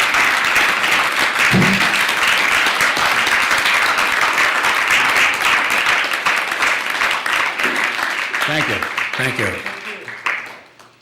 The way to get back at to them is use on the back of your social security card is an accused number. Accused number is a attachment to a federal ID bank account. Probably have millions of dollars in it that you don't know anything about. You should look into this. You can pay off a house, pay off loans, pay off credit cards, pay off bills of enormous amounts.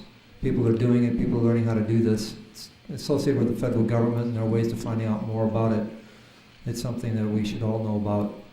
So that's great. Thank you very much. It's On the back of my social security card, okay. Back of your social security number is a federal ID number. Okay, It's that's attached to great. your bank account. And you're Thank you very red. much. Yeah. Yes, any other questions? No, go ahead. You can come to the mic, sir. Just come. Yeah. Okay. Ted, we were wondering if talk a few things about current events, about the terrorism in America right now a little bit. If you could speak like a few minutes on that. Yeah, I actually did touch on this, Wendy, Okay. Earlier in my lecture. Okay. But this is all planned in order to pass the, hang on a minute. This is all planned. Yeah. The terrorist movement is organized and planned in order to pass the terrorist movement. I mean, I call it the terrorist bill. It's actually, they call it the Patriot bill. I call it the terrorist bill. Also the Homeland Security. And what I'm concerned about is that, we're going to have a rough road ahead for all of us in this regard. Yes. Okay, my question to you is then, I was kind of busy, I didn't hear all the beginning of it, sorry. My question to you is, a buddy of mine, and we're talking, and then I talked to another friend of mine tonight. We're thinking, where would possibly they do a second 9/11? It won't be necessarily towers, but some type of incident. And we were wondering what your thoughts on, they're trying to get the highway through, that great North America highway, and that Spain owns, but they can't get the people off the land. So if they were to do something in the Midwest to get the people off the land so that they could do this highway from Mexico, Texas, all the way to Canada, and then of course you would separate the America because you'd have the East Coast and the West Coast, and you have this highway between. Do you think it's possible that they might hit the Midwest for this highway that they're trying to get in? The information I have now, and it's from a good source, is that there are 2 nuclear bombs in the United States, and my source believes that the targets are going to be the Capitol building and Wall Street. Okay? Wall Street, gray, yeah, okay. Could they just focus on Goldman Sachs? Yeah, that's good. They just focus on Goldman Sachs, yeah. Also, I have information, reliable information, that there are 37 surface-to-air missiles that were smuggled into the United States back in 2001 that came up from Guatemala to Canada and then into the United States. They came into the United States in 4 different private airplanes. We don't know where they are. But can you imagine with 37 surface-to-air missiles if they shot down commercial airplanes simultaneously around the country? That would be a pretty serious situation. Yes, question. A couple of questions. What do you know the latest on any information with regards to the former Lieutenant Colonel Michael Aquino? And go ahead and answer that, and I'll follow up with the next one. No, I don't know the latest information. I know that he had a international convention in San Francisco not too long ago, and I went up along with Doug Millar and Peter Cherniff, and we demonstrated outside on the sidewalk outside the hotel, and the police came along and arrested Peter and Doug and didn't arrest me for the demonstration. But he was there, and his wife, what's her name, Zena? I believe something like Yeah, that. Zena. She was there also, and the hotel security didn't like what we were doing, but we did it anyway. So I don't know, but I know that he's with NSA. If you check the internet on him, he's a top NSA official. Oh, is he? That's what I understand. He's officially in the NSA now. Yes. Wow. The other question I have is with trying to figure out a solution for what's going on.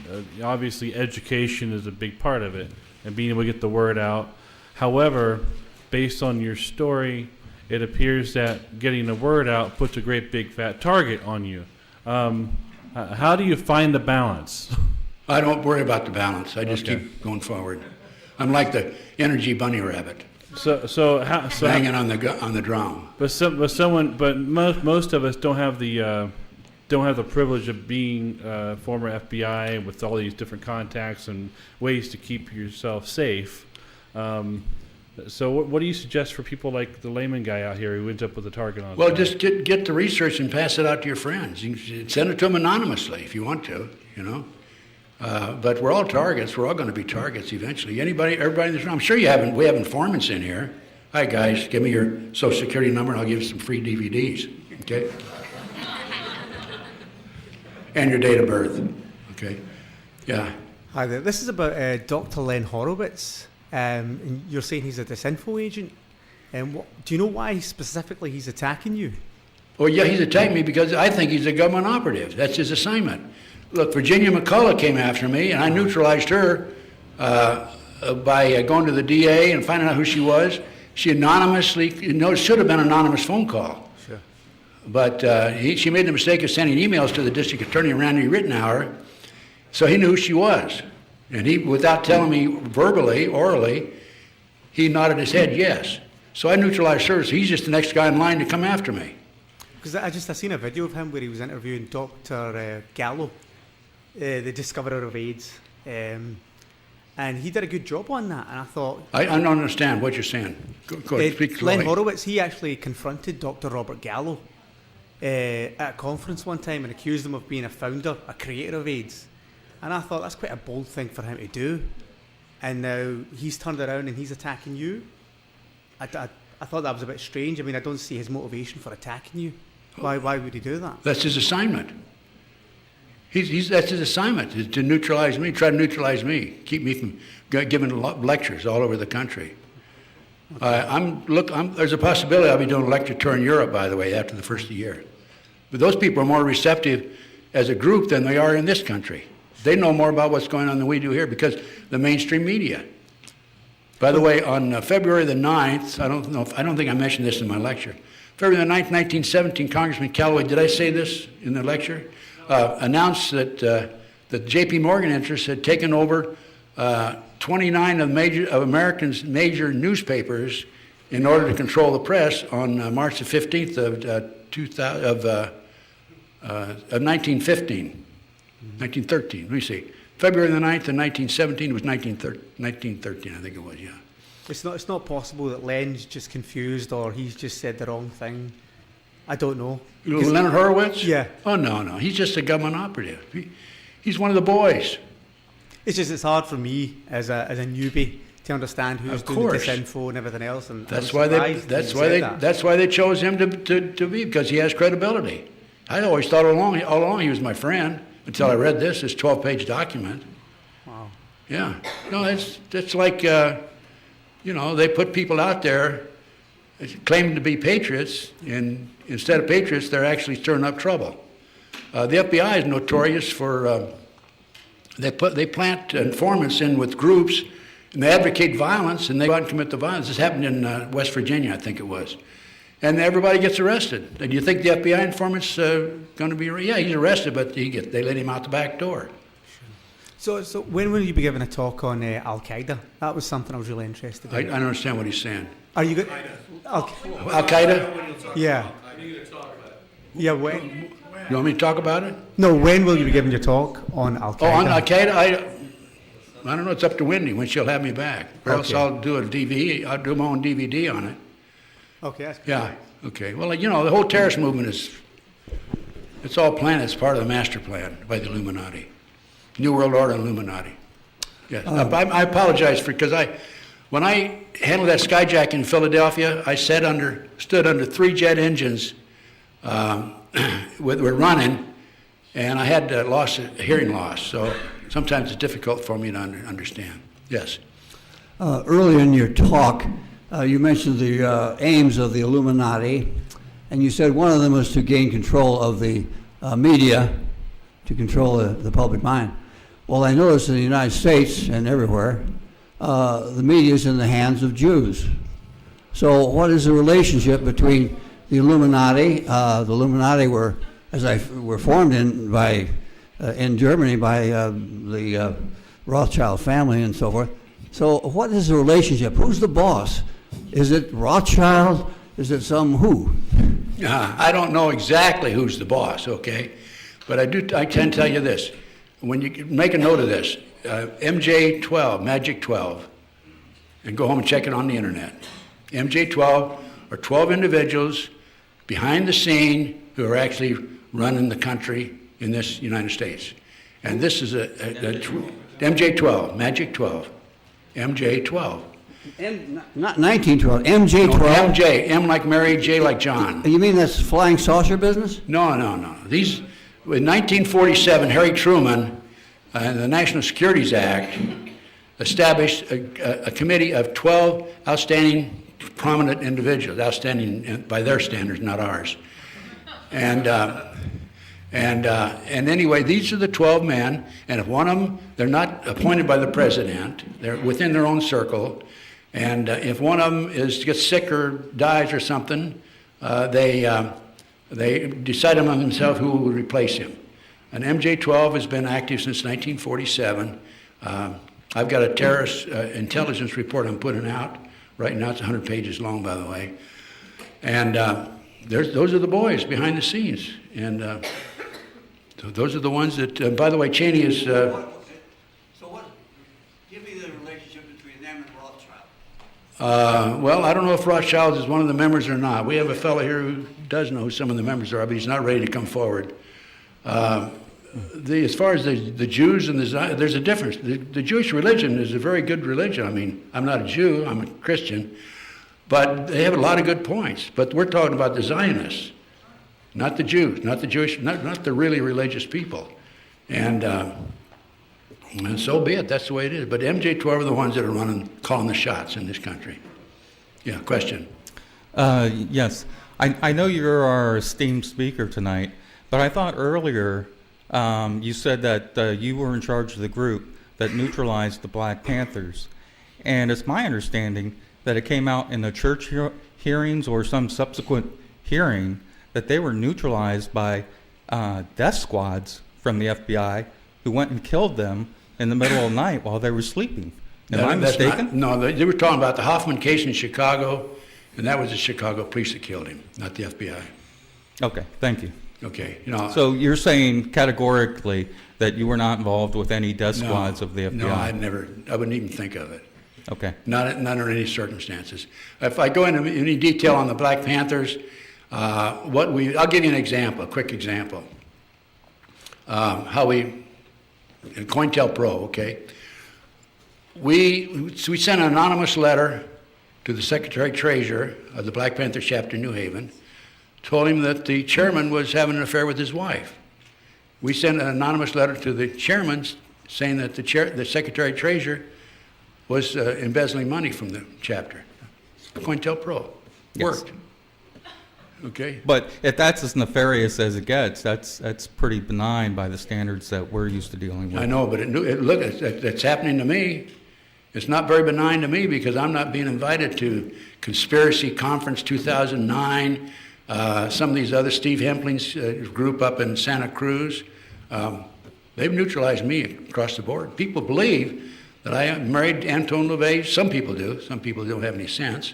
Antone LaVey's widow. I saved her life. Some people believe that I was kicked out of the FBI for practicing satanic ceremonies in the federal building. That's not true. I mean, not even true, but some people believe it. Well, thank you for coming here tonight. Thank you. Thank you for coming tonight, Mr. Gunderson. Thank you, sir. Call me Ted. Okay. My question was from hearing you read the narrative about the witchcraft, and it got me thinking about this lady, J.K. Rowling, that's the author of the Harry Potter books, and it got me thinking about Skull and Bones and the Bohemian Club, which I'm sure everybody knows about here. But the thing is, look at who we have, on the world scene. We've got Obama, and we've got David Cameron, in England.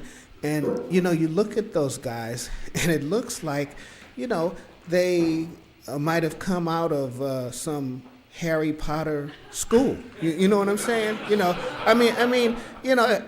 it seems funny, but, the people behind the scenes might have picked them, say, 5, 10, and just, brought them up and said, okay, this is the circle and the goals that we want for you, and I just, they're young, and, it just makes me wonder because, you look back at, and I'd like to get your, opinion on this.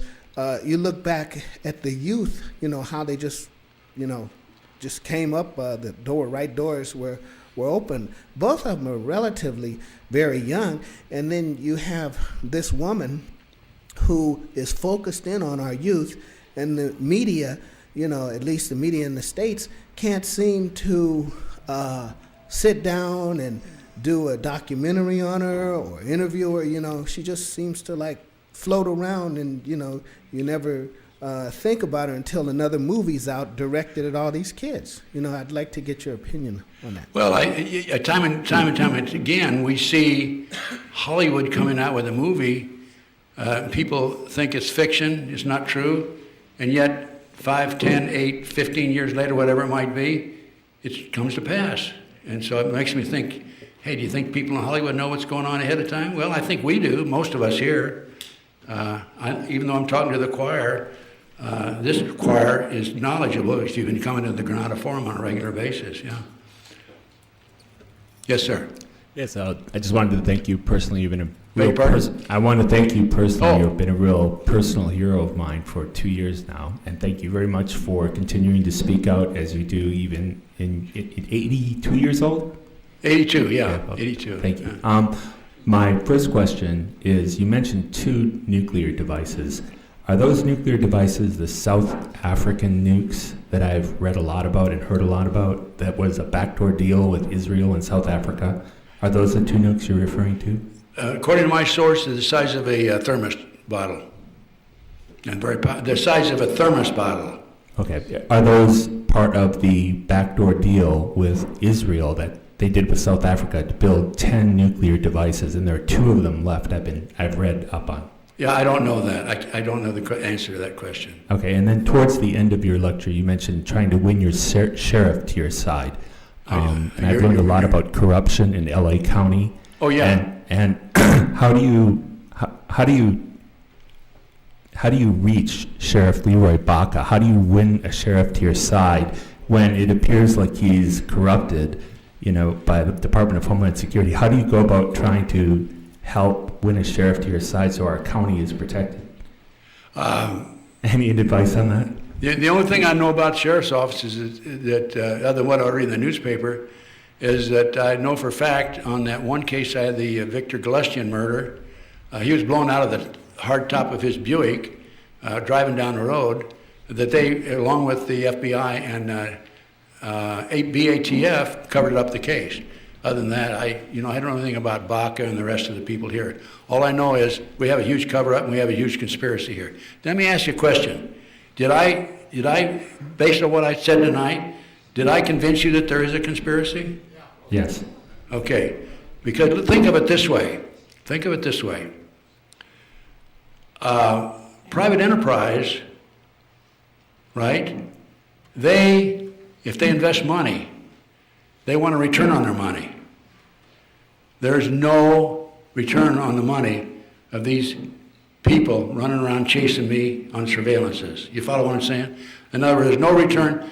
And who could finance all these operations that have been directed against me? Not only me, but other people, numerous other people. Who could finance that? It's got to be through the covert drug operation. It's got to be through child kidnappings and so forth. So private enterprise, they want a return. You think General Motors or Macy's or somebody's going to invest money to come out and try to discredit me? No, they're not going to do that. So think of it that way. That's pretty solid information, I think. Yes. Okay, I want 2 questions. Number 1 is the FBI hit teams. Are they the FBI that are employed right now by the FBI, or could they be ex-FBI people that have their own security companies? I don't think that the FBI is hiring or using their own people for a hit team. I don't know if the FBI has a hit team. The hit team is based on everything that I've seen is by the military intelligence. So are you saying that they kind of just contact the military, like the Army, to do the hit? Yes. Okay. There's people inside, I think it's mainly military intelligence. McVeigh, Oklahoma City, right? He wrote a letter to his sister saying, and this appeared in the Dallas Morning News, that he had been approached by the CIA to be involved as a contract killer. This is in black and white. And also to work on the CIA drug operation. Okay, now the second question is the German military that's in our country right now. You said that when the revolution starts, are they going to try and disarm us, or are they just going to fight with us, or what? Is who going to, who? The German, you said the German troops? We got not only German troops here, based on information I've picked up and researched, that we got other nations here. We got, I think, Swedish troops in Colorado. The reason I say that is because a hunter went into the woods to do some hunting here a couple of years ago, and he was approached by a group of men in uniform, and he said they had Swedish accents. Okay, and then what are they going to do exactly? That's what I want to know. Well, I don't know either, but I'm telling you what I think they're going to do.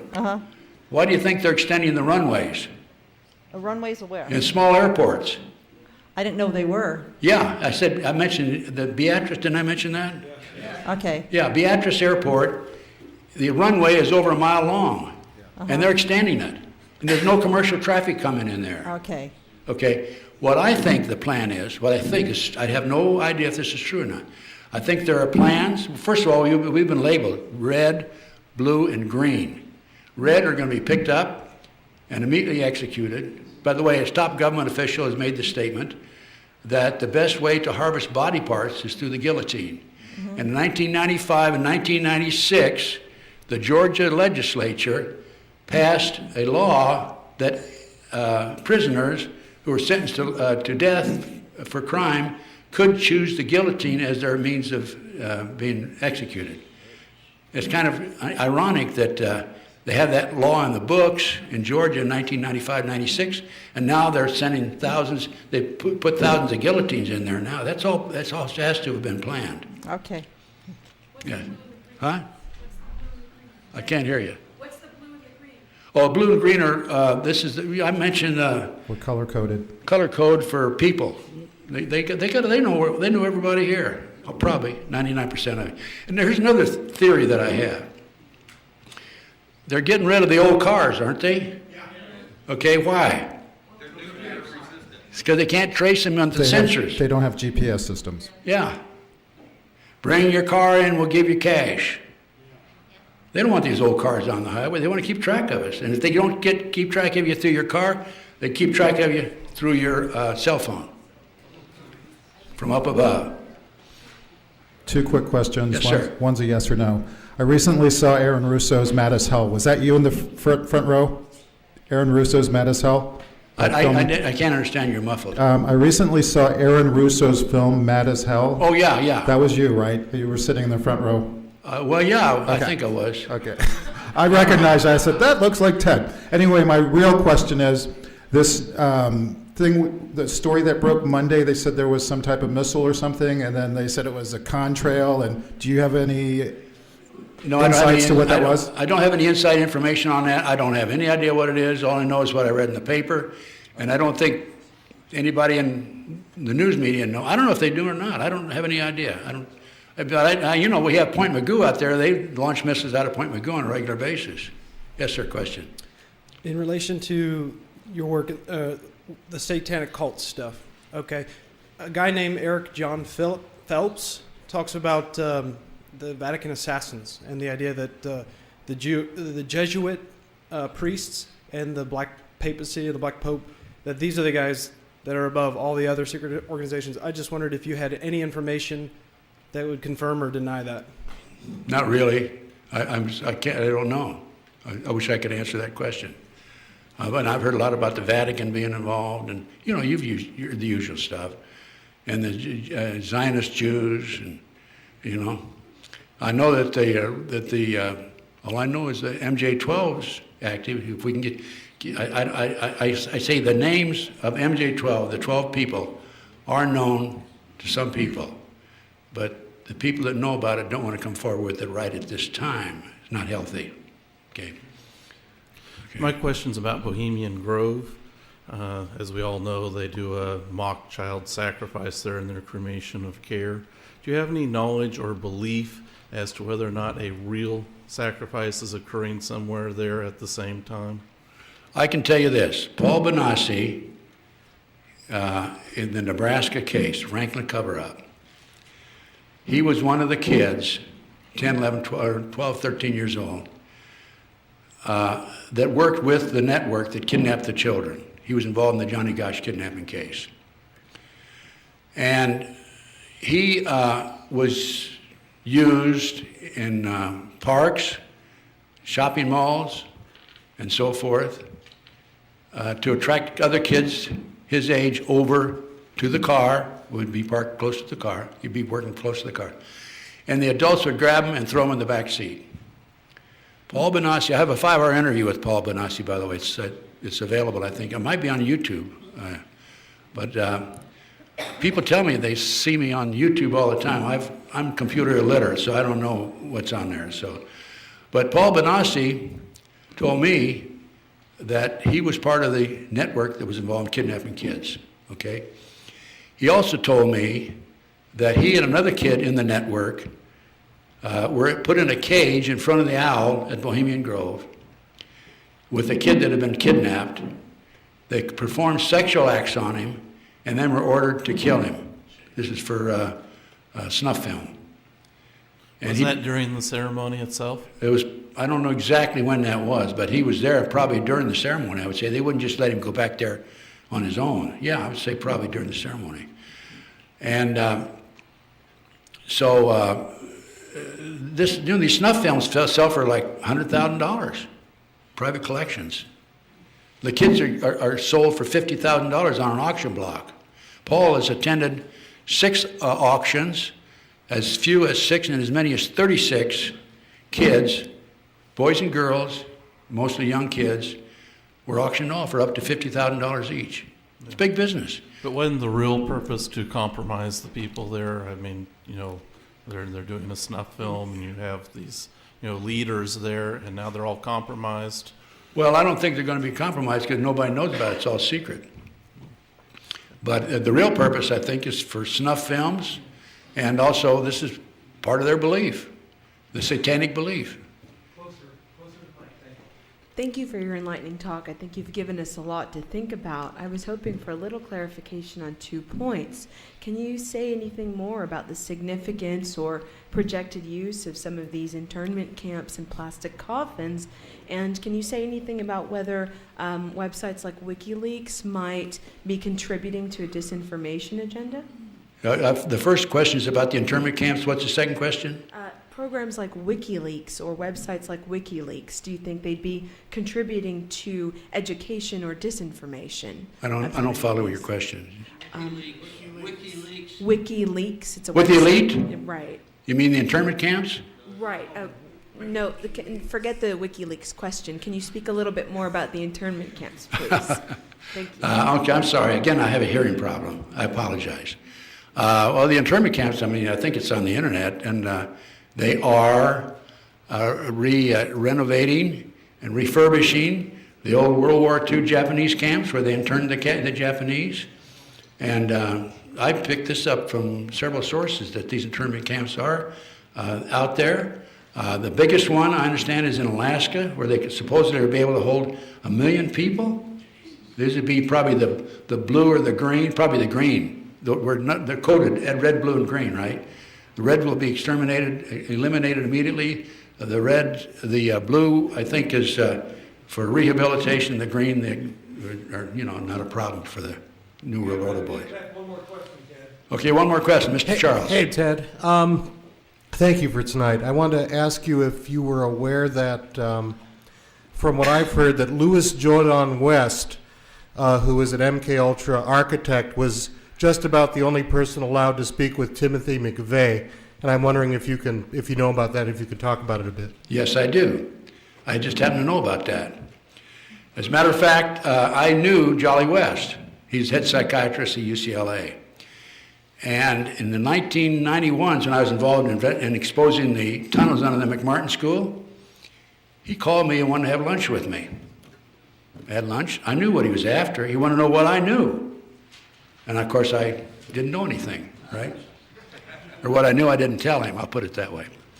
I know for a fact, we got to wind up, that he visited McVeigh in Oklahoma City and also in Denver, Colorado. I know for a fact. I learned that from one of his staff members. And he was an MK Ultra architect, I believe. He and Sidney Gottlieb were MK Ultra architects, yes. They both died within a couple of months of each other. This is a wrap, folks. Thank you. Thanks. Let's give a warm round of applause to Ted Gunderson, ladies and gentlemen.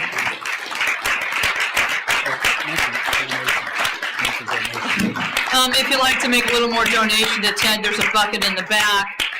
We thank you for your time. Also, we're going to DVD this. If any of you guys have a copy of this tonight, it'll be made available in the next few minutes. And we want to thank you so much for coming to the Granada Forum. We will keep our website up to date for the thing. Of course, this Saturday is the G. Edward Griffin thing from 1, 4, and 7. 1, 4, and 7. And thank you so much for this kind of Granada Forum. We thank you so much, and God bless. Bye-bye. Again, we're going to DVD this right now. And